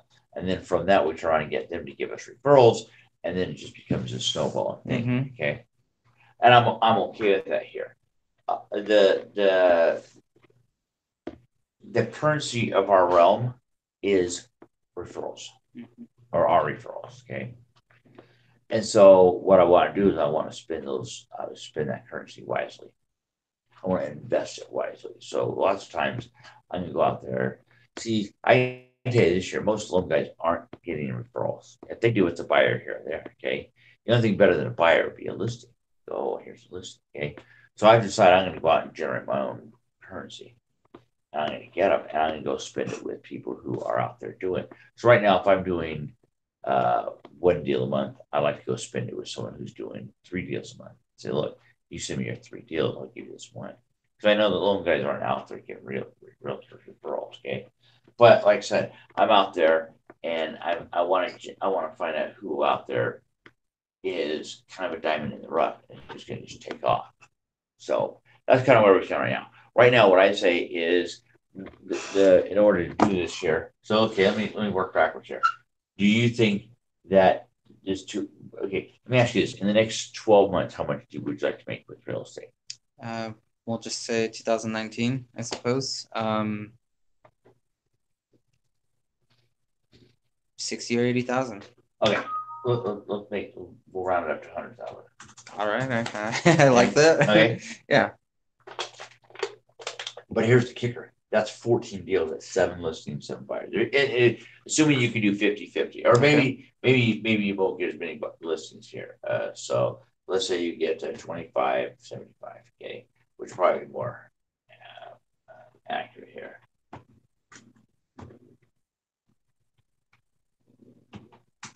Okay, so that's 14 deals. Rounded me up here. Yeah. But anyway, so or 10 and 13, so you have 10 buyers. Okay, in order to do that, you're talking 40 people in a year. You're talking with one person a week. Let me ask you this: you think you could talk to one person a week as your part-time person? Yeah. Yeah, but that's still you're still going to flush out. Now, what based on this tier system, what's your split going to be? Well, once I hit 100,000, it is. I haven't looked at it in a while. I have the sheet at home. I'll be honest. Guess. Yeah, that's right. You're like, and until I make, I think it's 20 or 30,000, it's a 50-50, and then it goes to. Okay, so let's say you're 60%. Okay. Okay. Yeah. Okay, but you're still now you got to do 13, and so now you have to do back to 17 deals. Right? Okay. But you're talking about one listing appointment a month. Think you go on one listing appointment a month? Yes. Okay, this is much, and I don't want you to be so, I can't get this done. It's overwhelming. But I'm going to go look. And when you say one listing a month, you're talking about like it's not like, oh well, I know I'm going to get one rolling through. It's like, okay, I got boots on the ground and get this one happen. You go on 1.2 listing appointment. That's what you're putting it out? Yeah. Okay. If you in a month you find one person that you would like to go to their house and go, let me tell you, let me sell myself. Okay. Okay. All right. Okay. If you go on one, so that's 14 in a year, or basically one a month. Okay. Of which you're going to get. Because you're gonna get 5 total. So you go on 14, you get 40%, which is gonna be 6. 80% of those will close, which would be 5. Okay. So that's how you get your 5 listing appointments. Okay. But it goes back to this year. Can you go on one listing appointment? I think you could. Yeah. Okay.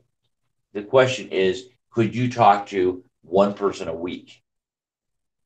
Yeah, I think you could too. Okay. Even in your part-time status, I think this is doable. Okay. Which turns out, yeah. So let's see here.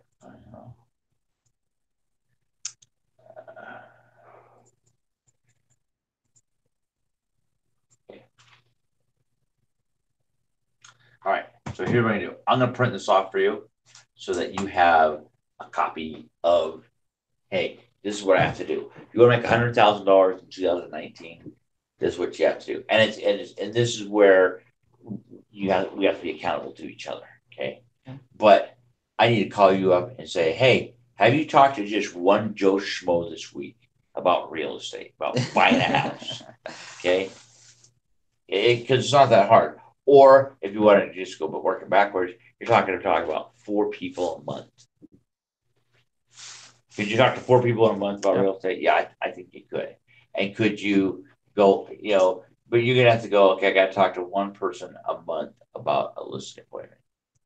Okay. So like that, this is doable. And the other thing about it is I've got you at 3 days a week. You're talking 156 days. So in a 3-day work week, is what you're asking. Like I said, I don't want you to feel very overwhelmed, but I want you to go, look, that's easy. I can do that. Okay. Okay. Because if you can do that, you'll bang on $100,000 in a year. And if that's the type of net you need to have in order to move out of the basement, folks, I'd be all for it. Okay. Yeah. What I say is from a banking point of view, are you paid commission on this call center or how they pay it? It's just hourly. What do you make an hour? $14.50. Okay. I would say that would probably be enough to get yourself into a nice townhome or a condo. Inbound, outbound, customer service. It's customer service tech support for a company called Veracity Networks. It's basically a local small-time internet company. Oh, okay. All right. So making sure all the bells and whistles are working and stuff. Mm-hmm. Right. So here's what happens. I'm going to call you up twice a week. I'm going to call you up on Tuesdays and Fridays. Okay. And I'm going to just say, have you talked to 1 person this week? And if you go on Tuesday, you go, oh, I've talked to me. Then I go, great. I'll follow up on Friday. Okay. And you just need to know that I'm going to call up here and I'm going to go, look, where you at? Okay. You need to basically go, okay, great. Now we could try to go, let's use some of these things to get listings and to get buyers. I mean, that's the way this thing works. Mm-hmm. Okay. But here's what I can tell you. Okay. If you were to be in some Disney boardroom, they can tell you the next 5 movies they're going to put out. They can tell you how many T-shirts they have to buy and sell at Disneyland and Disney World. Okay, they tell you how many people they have to hire in the summertime versus the school year. Yeah. They tell you how many rides they have to shut down in maintenance. Okay, as a business, they know what they have to do. Okay, the problem, and I think that even John R. is guilty of this year, is nobody sits down and puts together a plan and goes, this is what you do. Not so much like this, but he'll crunch some numbers real quick but just one aspect. It'll be just, this is, how many people you need to talk to, and then he'll kind of leave it at that. No, I agree. That's like saying I got 1 leg on my chair. So you need to have more than 1 leg on your chair here. And you need to also have, look, I think the easiest way to do it is you start off by, follow the money. How much money do you want to make? Okay. Yeah. Ultimately, what I say is this: you need to give some thought to it. I'm not asking you to just jump in real quick here, but I'm going to ask you to do this here: is pick 3 campaigns that you want to do. Okay. And ultimately, what we do is we go and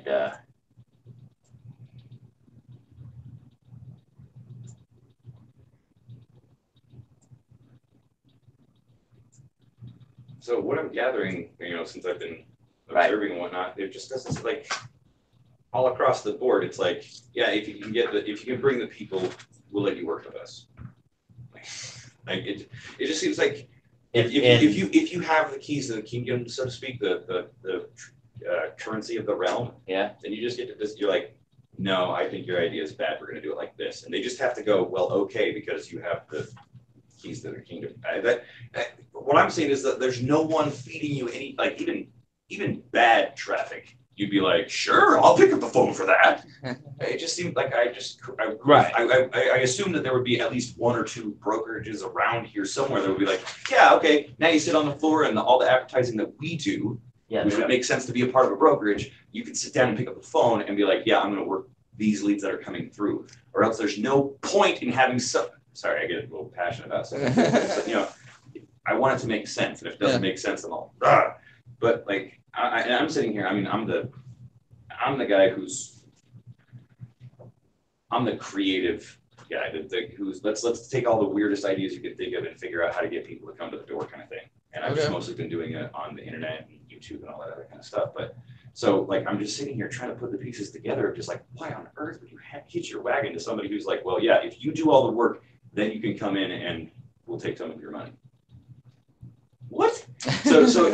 But hey, if those are the rules, then that tells me that if we can figure out a way to be that currency of the realm kind of thing, and it just changes the entire game, and all of a sudden, be like way more than just you are coming in and saying like, hey, what's this about this company? Because if we become like the only people who are like, yeah, you know, you need your 3 legs and here's some things, but something we do that no one else does is, yeah, we're actually going to filter traffic through the general thing. You know? Well, at least that's what, it's when I look a at difference like, in focus. Yeah. My current deal with John Har, as he mentioned, I don't think I'm not getting anything from the office. Now, as part time, it's a little harder, but when I was full time, he coaches us one-on-one once a week. He takes a look at our numbers, kind of like this, except for a little bit different method. And he kind of says, this is where you need to do better. And in another sense as well, we have what are called like skills essentially, and we practice overcoming objections in the listing appointment sense. Like so we have up here. Oh, the fishing poles? No, on the left, on the crunch down or whatever he calls it. Yeah. So yeah, so look, under the seller's bar in the middle.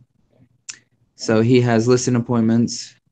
All right, yeah. At 40%. So that means I go on 10. Like I go into people's houses and I talk to them about selling their house. Yeah.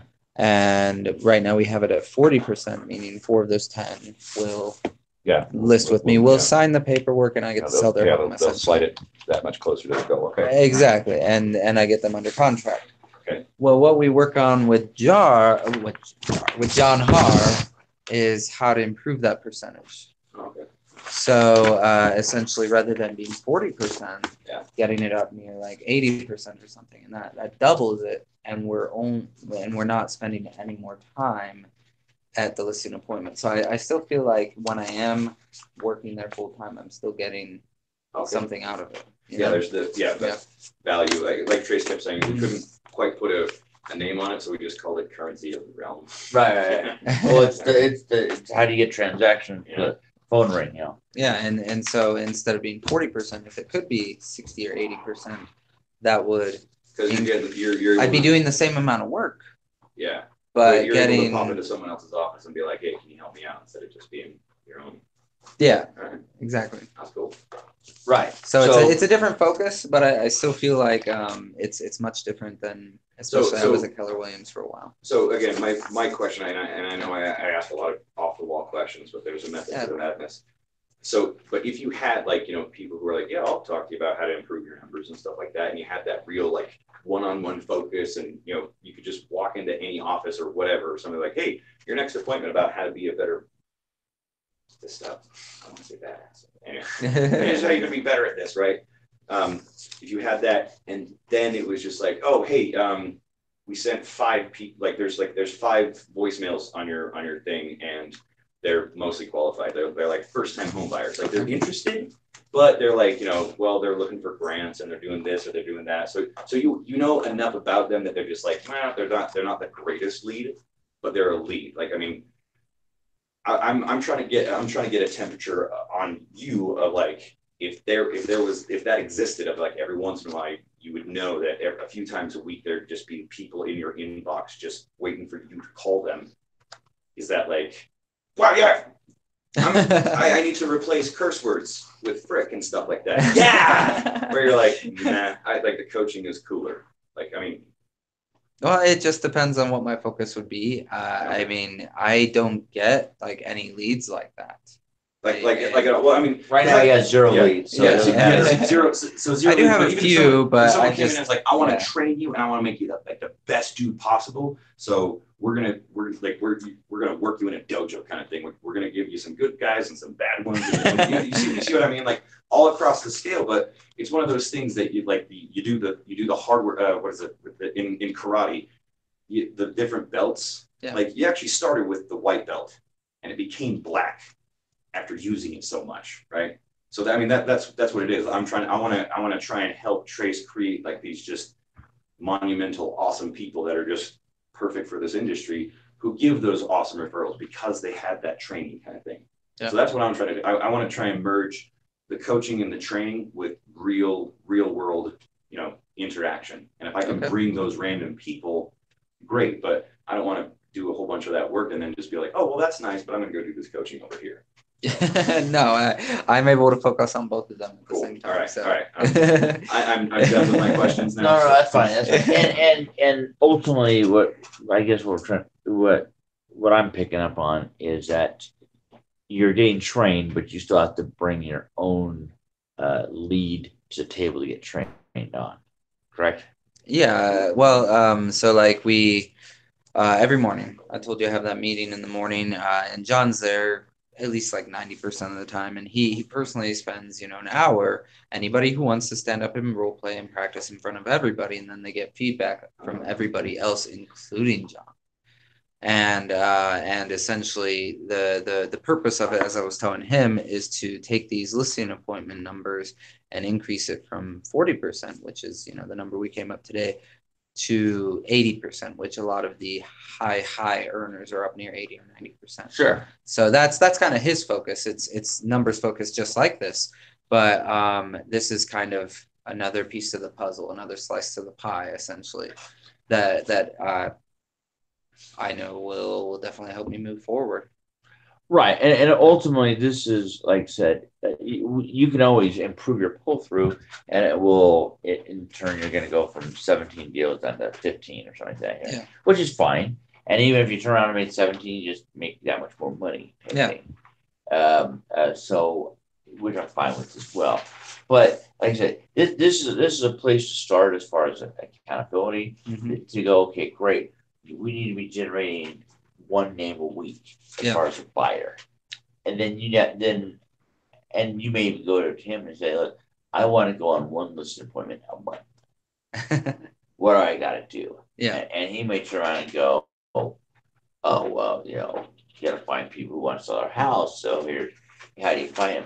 Sometimes you can go, I found a buyer and he wants to buy a house, but he has to sell his house. So it's kind of becomes organic, fun. Built-in referral almost. Yeah. So I will tell you this year. So, and I may have shared this with you already here, but I always tell people that they're going to experience reticulation when they buy a house. I said, I discovered the word reticulation. Oh yeah, you were telling me about that. Yeah. How you buy a car and you start seeing the same car Right. all over the place. Exactly. But I do that because when I tell them what they're going to experience, and then the experience is like, oh my gosh, it happened, And then when I call up and say, hey, I need to get a pay stub. Oh, by the way, who we talked to that not to buy a house? They go, oh, my cousin's coming in town. And so that, but lots of times it's about setting expectations, and there's a kicker following up on them. Most people don't follow up. So anyway, all right, let's do this. I know you got to get on with your Saturday. We've been here now. Thank you.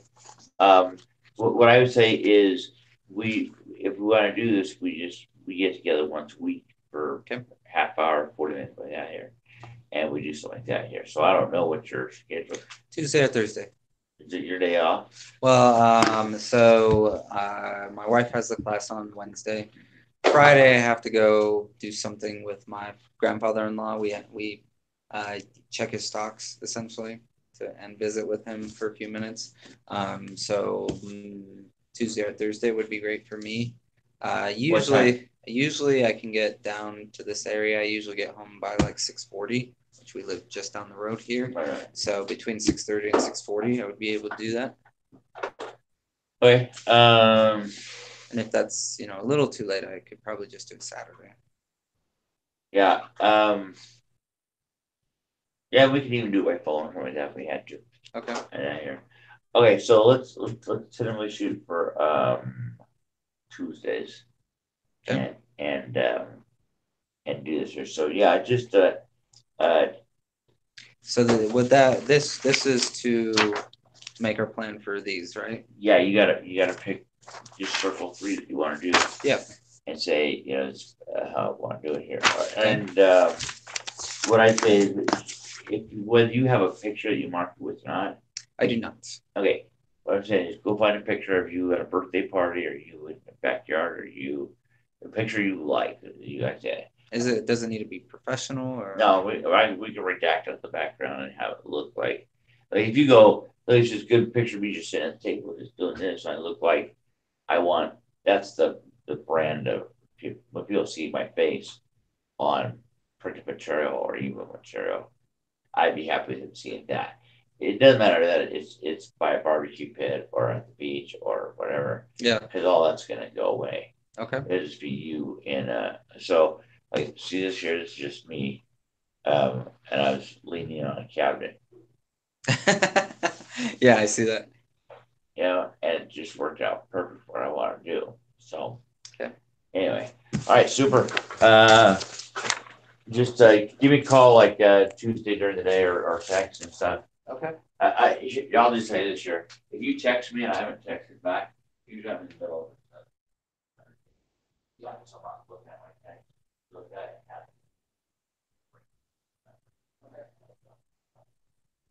All right.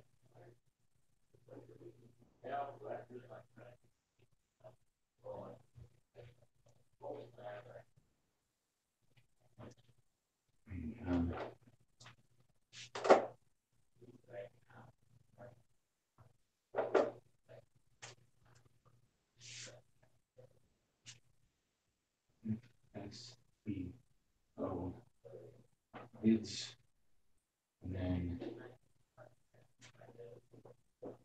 generic ads to offline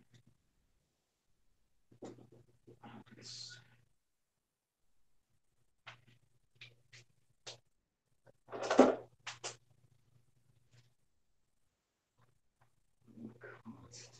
What did you think of the chunk down? Dude, it was high cost, high volume. Well, I like really as you can tell, what I was really grabbing onto was just like, wait, there's no lead sources, no benefit, no nothing. And even if I just gave you garbage, you'd be like, thank you, can I have some more? No. That's why Justin was messaging George to go, oh, you can do this for me? We go back to this here. It's this one thing. This sells itself. Does not build it out to, and what you have should sell itself too. Yeah. Okay. So these are just some ideas, right? Okay. So I see you found a box of color. Yeah. So as far as like schedule goes, I have. Way to go. That was good. Don't ask me to do that again. I got all the audios loaded into the editor. So I was like, okay, what's going to be the next one? And then, so when we were talking about like the chunking down and whatnot, that's what I realized. So like, there's value in just doing like, put the place on Google Maps and and this and that and all that other kind of stuff. Really, really simple, really low cost, but high volume is what you get. You get a lot of this SEO stuff. So what my point is that like the thing that just helps with the general SEO, and it's very, very low cost, but people do it as like a last stop because everything's online, and the last thing you do is get a building. Well, you're the opposite. You've got a building, and you got people, and if people walk in, it's like it's a good experience. Yeah. So if smoke them if you got them kind of thing. So because this we could just set and it'll just get better over time. We won't have to touch it or mess with it or anything like that. And because we focus on this other stuff, these ads will just do better, right? So when you say what's the first thing we should do, we should get this generic crap done and out of the way. Yeah. And it'll just bolster all of this. We'll start with that. This will be the next thing. And then, as we talk, we'll be like, okay, after the FSBO bids, we'll do this and this and this. And meanwhile, every once in a while, it'll just be like, not Gateway Mortgage, but hey, come visit us at our office and blah, blah, blah, blah, blah on the Shane Company at the corner of State Street. Yeah. So let me ask you, what do you think about, hey, all you have to do is talk to one person a week, or go to one person's house a month? I thought that was brilliant. As I was going through, I was like, all right, so he's starting, because I was noticing as you were like, okay, so but what's important about this and what's important about that? I mean, like, desire, goals. And you talked about the desires and goals first and foremost, so that you could get the data of how to steer the conversation moving forward at that time. And then I was like, oh, that's awesome, because you get down to desired goals, and you're like, okay, cool. Then you start getting into ability, and you're like, all right. But you can decide, all right, you get to the end of the ability part, and you're like, well, that's it. And then you don't do the chunk down. If you've got the information you need, like, hey, this guy's not going to work, right? So I thought it was brilliant in just the flow. The flow, the trimming things down. And I was like, so this is how he's going to incorporate the recruiting with all this other stuff. Because I was like, unless he has a streamlined process, the whole recruiting thing is going to be a nightmare. So, but the fact that I watched you do this high trust interview, I'm like, that is a. Are you still recording here? Yep. Oh yeah. Yeah. So I can tell you, I came up with the Oh, and that's what I also did. You'll see a couple of different versions of where the camera was, so you can decide where to put it. And then what's most important was the actual audio. So I turned off all the camera, put that there so you could get the very best audio from you and him. Okay, I came up with this millennial thought here. It was rolled off. Yeah, no, keep going. I'm just going to write it down so you'll see it. Go ahead. The millennial thing.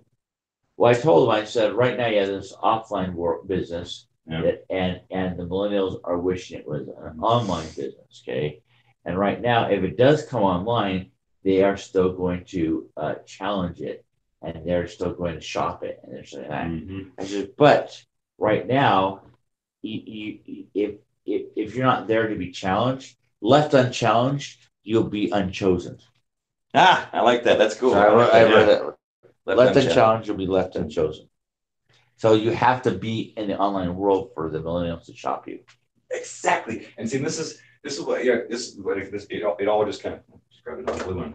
Like, and I was so glad we did this the meeting and the hangout and stuff like that, because he's like, oh yeah, I've got this guy here and blah blah. I'm like, but dude, okay, so we get we throw at Gateway's direction, like, could we get somebody to just do something with it? Somebody like, it's like someone really impressive.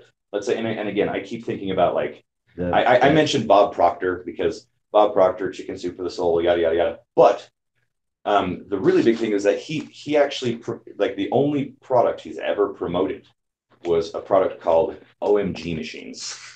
And it just stands for One Man Gang. Right? Oh my gosh. No. Okay. It's just basically like, hey, I want to be an internet person that helps businesses like real estate. Just exactly what I'm doing, right?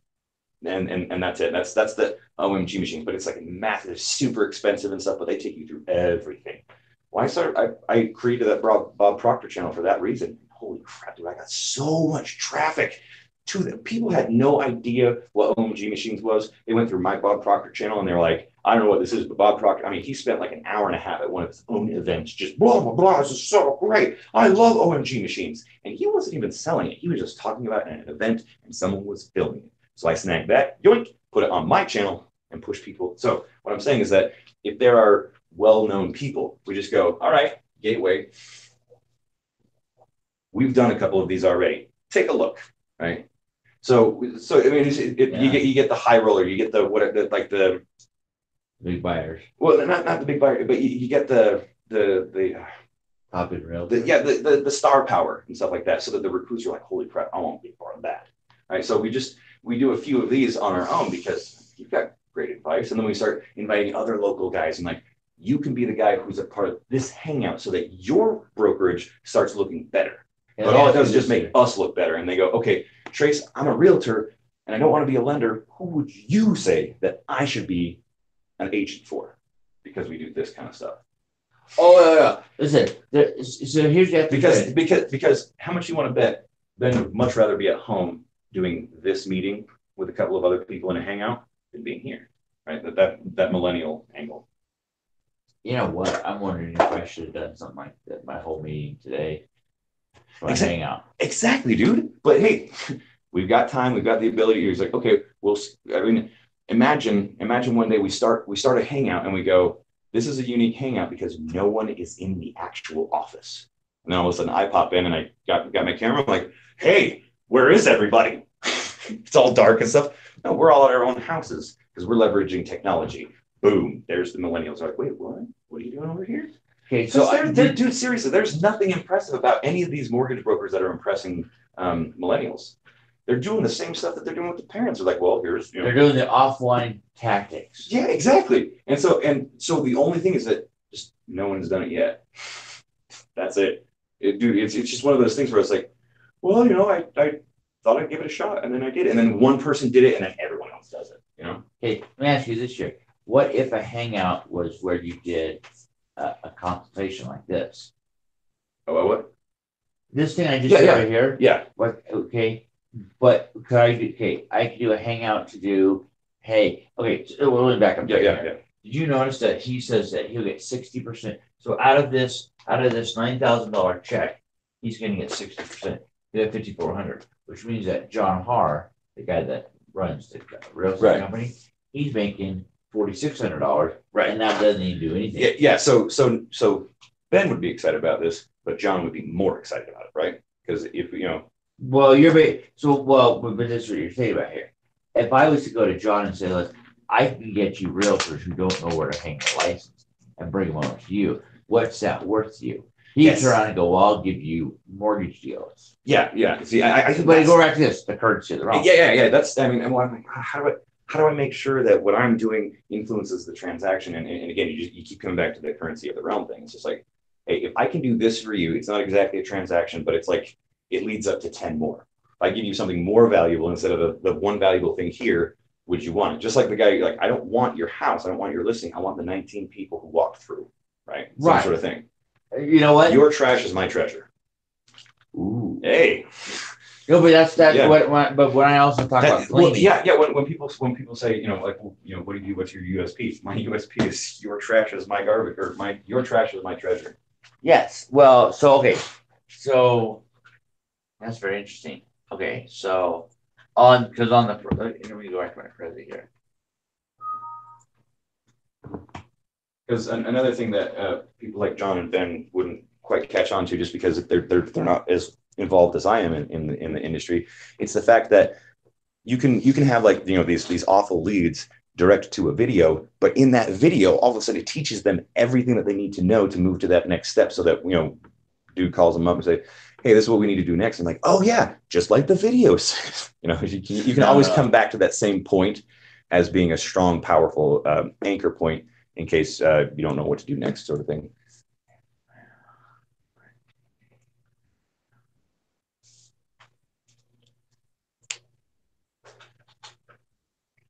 Because, oh my gosh, that, like, the ads for, like, just like, few shots of the outside, the address, that kind of thing. It's like, oh yeah, just letting you know that we're here. But those are the easiest kind of, like, ads that gets a response to make. But nobody has a physical building. Well, at least in my industries, right? It's like, well, I can get people to go to your building and walk in. I don't have one of those. Okay. So it's never been an easy thing for me. But, here now it's like, oh, wait, you'd be okay with people calling and coming in? Oh, awesome. It's the easiest thing to check off. No, for sure. Yeah. So I look at this and I go, so that's what I'm thinking is, like, the biggest thing is that what we can do with what we have is be the interconnected pieces of, like, well, I do this because I want, I'm working with this guy because I want these fringe benefits. Okay, so here's what gleaning is. It's picking up other opportunities, or picking up opportunities others have passed by. Yeah. So here's gleaning, okay? Gleaning to gather leftover grain or other produce after the harvest. Huh, I didn't know that. Okay. That's cool. As you know, it's not just about the low-hanging fruit, okay? Yeah. So this is one that I found online. These Yeah. are the ones I drew. Oh, cool. Okay. Yeah, so Yeah. So there'll always be an abundance of leftovers. Okay, we are offering to capitalize on the abundance of those leftovers. Real quick, this just so happens to be a similar Gleany thing. You like the artwork and whatnot. I was totally blown away. It's one of the things that I didn't glean. I didn't realize what I should have started with before doing YouTube was making a video editor. Dude, I missed the boat.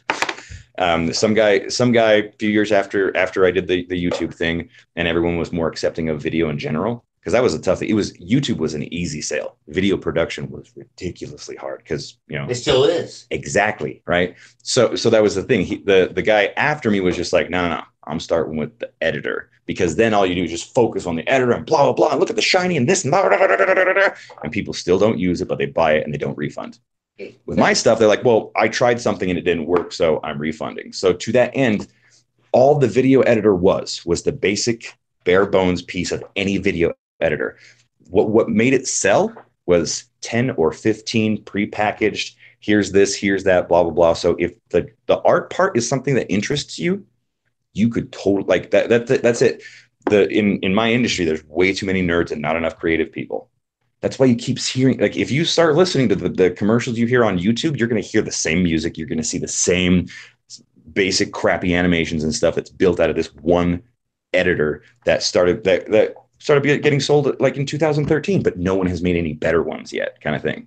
And it's so bare bones. So I'm going off just a little bit because I noticed your interest in art and whatnot. And it could be one of those things that you just sort of tuck in the back of your brain, and maybe 10 years from now you're like, I want to do something different. It'll still be viable, probably more viable by then for you to jump in and do something like that. It'll still be one of those things where people are like, wow, I didn't even notice how easy it was. All you're doing is just making the art pieces, and everything else is already done. Then everyone thinks you're amazing.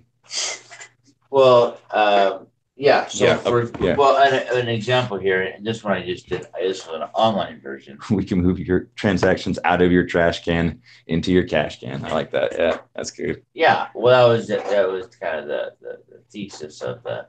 So I made where do we go here? Okay. So this one I did digitally, but it's the same kind of principle, which was. So I made this credit thermometer. Oh, nice. And I just basically said, scores range from 450 to 850. At this hard part here, you're deity. You're just on high. Yeah. If you go 680 and above is conforming. Government ones like FHA is 620. Yeah. I can go down to 650 here. Okay. Yeah, okay. So, but when you see something like this, oops. What blew my mind is that being an Uber driver, it's I still can't understand it. It's self-employed, but I can still use it as income statement. Like I don't have to show 2 years worth of income. I can grab my phone and go, here you go. It's all my weekly earnings. Right. But it blew my mind because it's. You're self-employed. You're 1099. There's no way. But it's like, I can show you an app that says I've made money. Yeah, I can also scribble it down on a piece of paper. But loan officers are like, yeah, I'll accept that. Even underwriters will accept I could just make a fake app and be like, ta-da. Yeah. And they would accept it? Really? Because it's a piece of technology that you don't fully understand? Yeah. Oh. So anyway, so back to, but well, but I mean, I think I have like a 650, 670 or something like that. And I've been driving for Uber for 18 months. I'm like, holy crap, I could possibly get a house soon. Yes. Like never have I been in that situation. And it was just some weird happenstance with Uber, just because the underwriters don't quite get it yet. So I should move fast before the underwriters start going, wait a second. Yeah. They could do something with that. So the deets. All right. So we service our own loans, which gives an unfair advantage. We do FHA scores on those 550 instead of being 620. We are no FICO score loans, or we don't penalize private zero balances. So anyway, this is just a version of the banking one that I did here. Right. Well, just what you're talking is giving me an idea. Yes. So Tuesdays, you always have the meetings. I would like to come up with either a day or a series of days, or whatever it is, that we say what we have for production. Because you have now shown me like 4 or 5 different presentations, and you've just shown it to me. I'm like, okay, next time we'll just stop, turn on the Hangout, we just record it. Okay. Because it's already all here. That's like you said. We just do it. We did it with him. You did it with it. It was like, okay, let's stop doing the offline all the time and do it a couple of times online, and then it'll just be there forever. And that's right? One of the reasons I was thinking. Yeah. Let's record this today. The high trust. Okay, cool. Yeah. Okay. So yeah, I'm with you. So okay, we need to call it something so that when I say, well, okay, yeah. Okay, change it from I to a C. Okay, standing on shoulder. And here's why. Well, there's 2 reasons. Todd Duncan kind of coined the high trust interview. I don't want him to come back and go, but if I manipulate enough, I want to call it a high trust conversation. Yeah, there we go. I'm not interviewing him. We're having this dialogue back and Yeah. forth. Yeah. So this is a high HTC, high trust conversation. Okay? And this was the gleaning. Yeah. Okay. Just, Okay. you know, I mean, we don't have to do it in this sequence. I'm just wanting to remember all the things we've done. No, and I go back to this year, and I say this very humbly. I don't think you quite understand the truckloads of content I have. But yeah, but yeah, and Well, when I saw it, I was like, okay, at this, you know, starting next week, I'm gonna grab this, put all the assets together. When I have it, I'm gonna go, here's what I have. Do you want to change anything? You know, because that's gonna be the fastest way to do it. You have Right. you have like fields and fields and fields of wheat, and you got the one guy. I'm like, all right, cool. Yeah. You know, yeah. I know there's gonna be other guys coming, but we don't have time to sit here and be like, well, how do you think we should do it? I don't care. Let's just chop it all down and we'll figure it out later.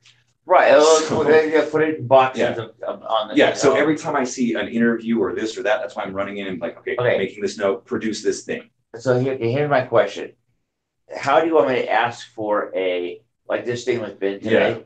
I was trying to go. Can you do the same thing as a hangout and just record it on your phone? Yeah. So that we can start, because you're basically saying once I have it in a hangout, I can chop it up and edit it as needed. Yeah. So my question here is, how do I say hangout content? Yeah. I don't know if that's called Yeah. that. Yeah. Well, that's yeah. So how did tell me a little bit about how you and Ben coming to the office played out today, so that I can sort of reverse engineer and figure out the best way to cut this out. Okay, the church has a thing. It's self-reliant, and they have 4 versions. They have one for getting on a budget. They have one for starting a business. They have one for there's 4 anyway. But yeah. So Paul did the one for starting business, and part of it was, look, you need to have a location. And they were down in California, like it's so expensive everywhere. And so they said, look, pray about it. And so they were like, we need to move to Utah. And Paul's like, shut your filthy mouth. So he goes, I gave the same answer too. And so all of a sudden they're like, we're moving to Utah. So, but they packed up, moved to Utah, and to start a business, which is that. So I started. Here's the thing. My personal opinion is that we are given stewardships over everything: your children, your money, your body, things like that. Okay. And I've been told in my patriarchal blessing that I'm going to have just tons of People for days. Yeah. Well, I mean, I have things to be responsible over here, but sometimes it comes so big so fast that like I don't have to set a budget. I always have money for food, have money for gas, have money, But I look at this and I go, I don't think I'm really that responsible with it here.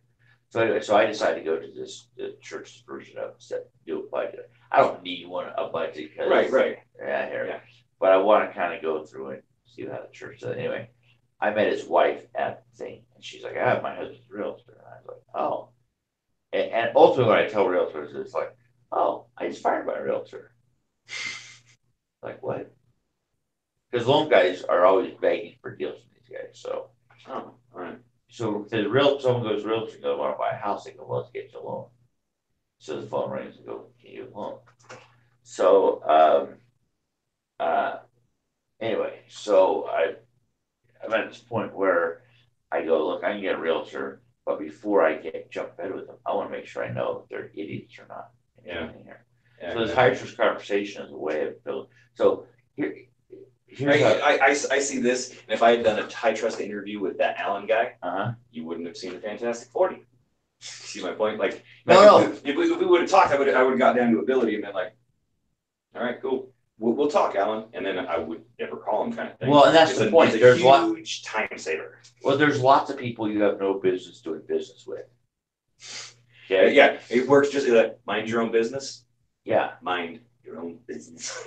Get your ass to work. Yeah. Well, and so, but like, there's realtors these guys are just big douchebags that should never be working with them. No matter how much business they give me, it's not worth it. And let me guess, there's something in the law that says you can't be a realtor lender. Yeah, mostly, yeah. I mean, you can, but people who are those are kind of douchey, you know? Yeah. Now, the best way to overcome that is you go, my wife's a realtor, I'm a loan guy here. Okay. But what happens is other realtors get real possessed and jealous. They stop sending you stuff because they're like, well, what happens if I send you something you give to your wife, you know? So yeah. there's this kind of professional jealousy that goes on. So, but, you know, like I said, it's one of those things that. And we get jealous when you feel threatened. And that's true.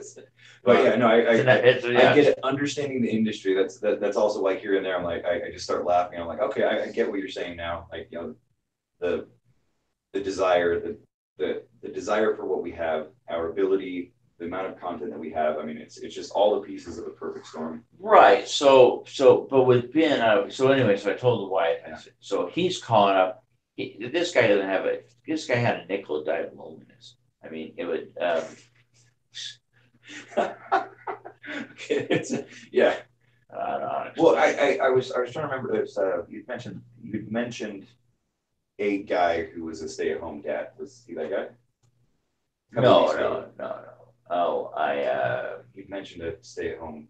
Or no, sorry, different person. It was Troy. He was mentioning a different guy who was a stay-at-home dad. Okay. Anyway, so he keeps stalking me, and the best thing I can do for him is help him be better at what he does. But like I said, you have to go through and kind of before you start walking forward, you have to kind of walk it back and go, okay, look, how much do you want to do? How much, how many buyers you? Ultimately, he wants to have so many listings, which is great. I don't think he'll get a listing and save his life, you know, because I look at him and I go, you just see it in his eyes. He has no idea what he's doing.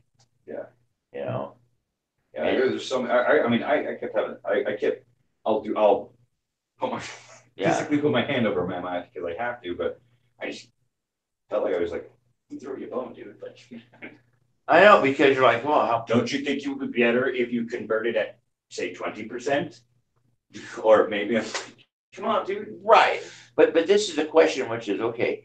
Do you have enough talent in your body to find one person a week that they're not even a real buyer? They just have to go, I've been thinking about buying a house. Great. Can you do it? No? Okay, great. Then they're going to go into that 80% that can't do it. But if you talk to one person a week, you will eventually end up with your. Yeah. Well, see, when you were running the number, like I get it. Like one of my big issues is, I mean, that sting of rejection kind of thing, which is why I went, holy crap, if I do the Chore Wars thing, the rejection sting doesn't exist, which was why it got me so excited. Like 193 people in a year?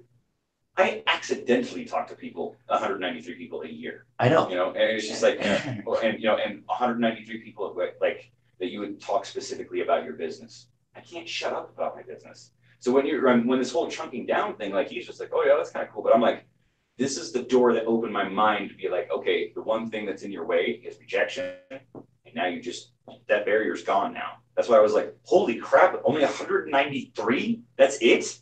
Yeah. Right. So, and he's like, well, yeah. I'm just like, dude, this is exciting. The 193 means 100 grand a year, probably more because. Because you're probably going to be more successful than you are. Yeah. So, yeah. And like I said, but he was telling me that his boss has given like one leg of the chair. Not all four. He goes, this has all four legs of the chair. Yeah. And it has, what do I got to do? How much am I going to, what's the throwaway numbers? What's the succession numbers? What's the, you chunking it down until you go, oh, yeah. In order for me to make 100 grand, I can do all this stuff here. Now I think where we're at, but most loan guys aren't going to walk a realtor through this. So it gives me the, okay. See, it's just, it blows my mind. It's just like, oh, well, it's so hard because of these reasons. Well, what if you don't have those reasons? Oh, well, then I guess it's easy. Then why is everyone playing the one game? It's just, one of my favorite books, actually, I think it was a book that Paul recommended, which might have been a book that you recommend, Blue Ocean Strategies. Oh, yeah, that's right. It was that concept. I was just like, wait, so you could be in red blood water. Yeah. Why sit here in this bloodied water when you can just be like on the shelf too. You flick one of those and all of a sudden it explodes. Is it on the shelf over here? Probably. Even if it, I mean, It'd be blue. It'd be Yeah. a blue spine. I mean, I still listen to it all the time on my Oh yeah. audiobooks. I need to bring back out my ones from home and bring them here. Yeah. Yeah. Blue Ocean Strategy. Yeah. Yeah, So- and, see, and I mean that blew my mind. He's like, you know, I never liked the concept of competing. Me, I like playing. We're playing a game. We're having fun, all that other kind of stuff. So when someone was Because the guy next to you is not your competitor. he's your friend that you're playing with. That's how I see it. And he's on the field with you. so when I come in contact with people who are like, I am going to destroy you, I go, no thanks. I'm just going to make you irrelevant. You're gone. Right? Because I just don't want that in my headspace. I do not want that kind of aggressive nature in my life. So instead, I would just much rather say, well, that's nice, but my strategy is to just make people like you irrelevant, so you don't even circle my orbit, kind of thing.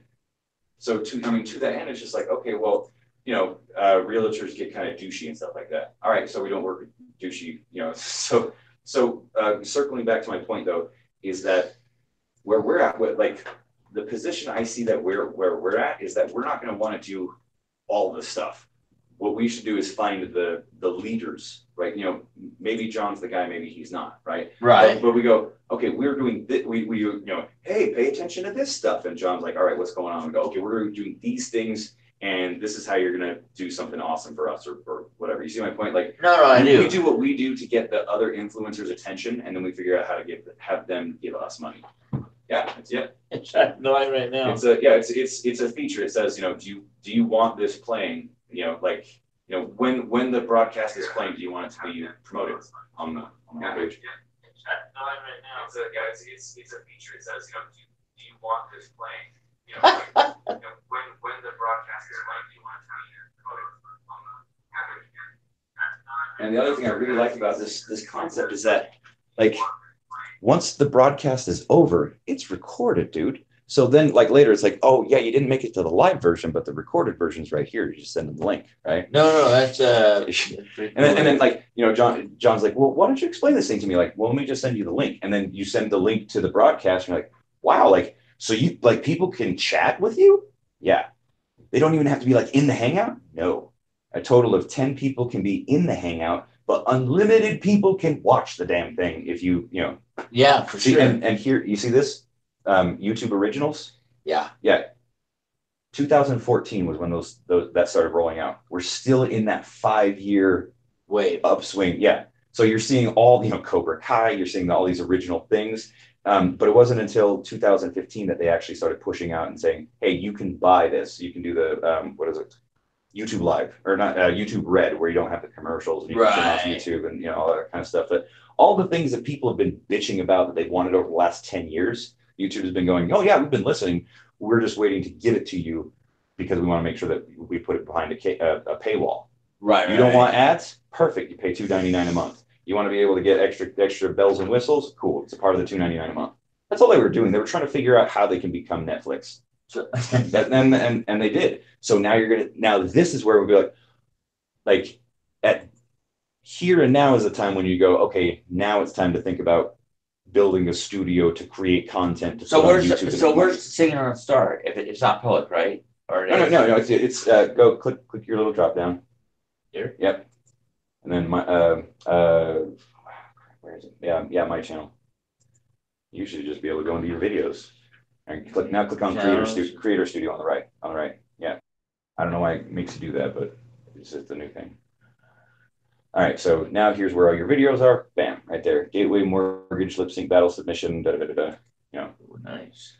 Yeah. Now again, I don't have, you know, because it's the watermark, right? So. Would you like to swing on a star? Carry moonbeams home in a jar and be better off than you are? Or would you rather be a mule? A mule is an animal with long, funny ears. Kicks up at anything he hears. His back is broad, but his brain is weak. He's just plain stupid. I had to add a couple stills and things like that to make it flow better. You know? I get it. Yeah. You've done enough of it. Yeah. You may grow up to be a mule. Or would you like to to swing on a star. Carry moonbeams home in a jar. And be better off than you are. Or would you rather be a pig? A pig is an animal with dirt on its face. His shoes are a terrible disgrace. Dude, the fish is the best. It's so good. Yeah, this I couldn't do much with. It was. Yeah, I got big. You may grow up to be a pig. Or would you like to swing on a star? And really, it was the biggest reason for this is just because we practice with Frank and record with Bing. That's the only thing, dude. I like. This is way better than I thought I could ever make it.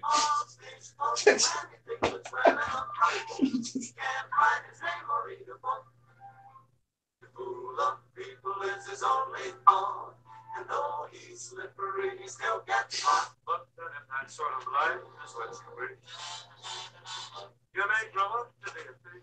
So what does it cost to get the buy the Filmora? Yeah, it's And all the monkeys are I got the slippery fish and like yeah, this ending part. But what I believe is we put Jackson in there. We can chop that last half off, or even just say yeah, it kind of got, but you get the idea. All right. You could be swinging on a star.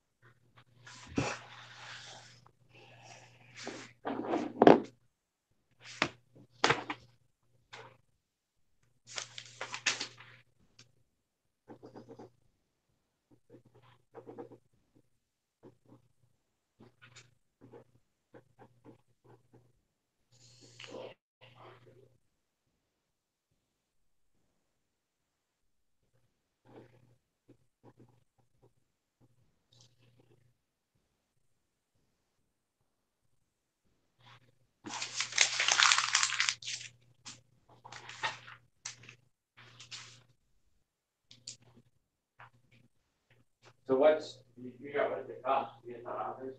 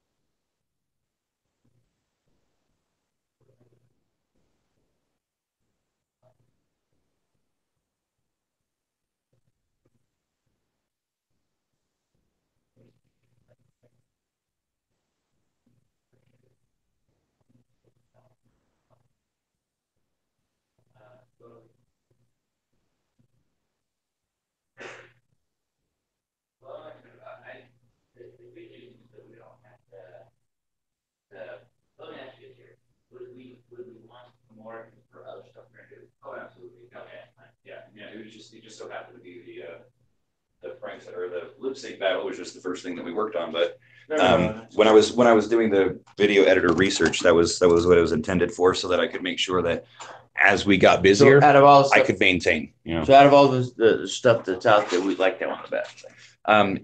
yes, the only one that I would say that I would like better is Adobe Premiere Pro, but that's like multi-thousand type product. Not multi-thousand. It's pretty pricey, and Filmora can do 99% of the stuff that we need to do. When you say, Zane, what's your preference? My preference is Adobe Premiere Pro. But I can do all the stuff we need to do. 3. Oh, okay. Dan gave it to me. Oh, okay. Yeah, he gave me the same a similar version. That's what I learned on. So, you know. Right. So is it? But mine's on a CD, so I would. Yeah. Well, that's the other thing is that they, in order to combat what we're doing, they've moved everything on the cloud. So, like I wouldn't be able to do this. I want to say stop.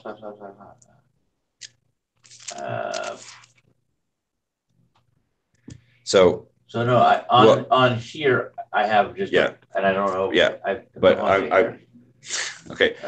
Filmora is the better option. I'm telling you right now, because I won't be able to install Premiere Pro on that little teeny tiny brain of a computer. It's too big of a program. That's why they've moved it all onto the cloud, so that you could use rinky-dink computers like mine. Right. So this one here is all the stuff on here. I mean, I have a buttload of software. Yeah. Which is why I had to do because if I had, it was either have a big beastie computer so I could run Adobe Premiere, which I couldn't do. Free playing. So yeah, so then I went, okay, cool. Now we move to the next option, which is be able to do all the editing that I need to do on that little tiny computer, which the technology is available for. So, you know, $300 of computer parts, $600 in software, or $50 for the software. And like I said, just because Premiere is my preference, Filmora is an extension of, like, it's in the suite of Adobe. That's right. So yeah. Okay. I just, you know, learning about the high Ds, it was one of those things that said, be straight and to the point, don't ramble. Yeah. So that's when I'm like, oh, okay, this is the better option. Okay. Period. Well, I saved all this crap here. But I'm sure at some point they'll be like, oh, hey, cool. I just so happen to, you know, find some pieces to put together a Frankenstein computer, and then bam, now that has Adobe on it, or Premiere Pro. You know, I'm not saying that we wouldn't use it. It's just right now, as far as like production and timing and stuff goes, we're doing just fine. Now, here's the other thing. The other reason why I was just like, let's not, you know, rush to the to buy it today, because we have until Monday at midnight. There might be something where I might find something else that works even better, because I'm still doing my research. So true story. Okay. Yeah. More so than anything, it's just like, hey, Trace, I got you back. The only time money is going to come out is when I'm absolutely sure it's the best possible option for you. Because that's how I would want somebody to work with me. No, if I was like, hey, I've got the money to do this, but I just need to be sure that you've done enough research so that like 6 months from now, I don't go, wait, I could have just bought this thing. Right. Why did I pay $2,500 for that thing? Right. Like, I would be beyond angry if I discovered something like that on my own that somebody else should discover. Okay. I got to go run to the store and get home. Perfect. No, this, and usually I'd be gone an hour, and it's been 2.5. Okay. So, well, and again, I appreciate you being willing to jump on the hangout thing, because this is what comes up at the end. It was when people are like, yeah, let's go ahead and do it, because hey, let's try this and that. that's right. Do you want to turn your phone off? Yeah, you just let me end the conversation. Your battery's also low.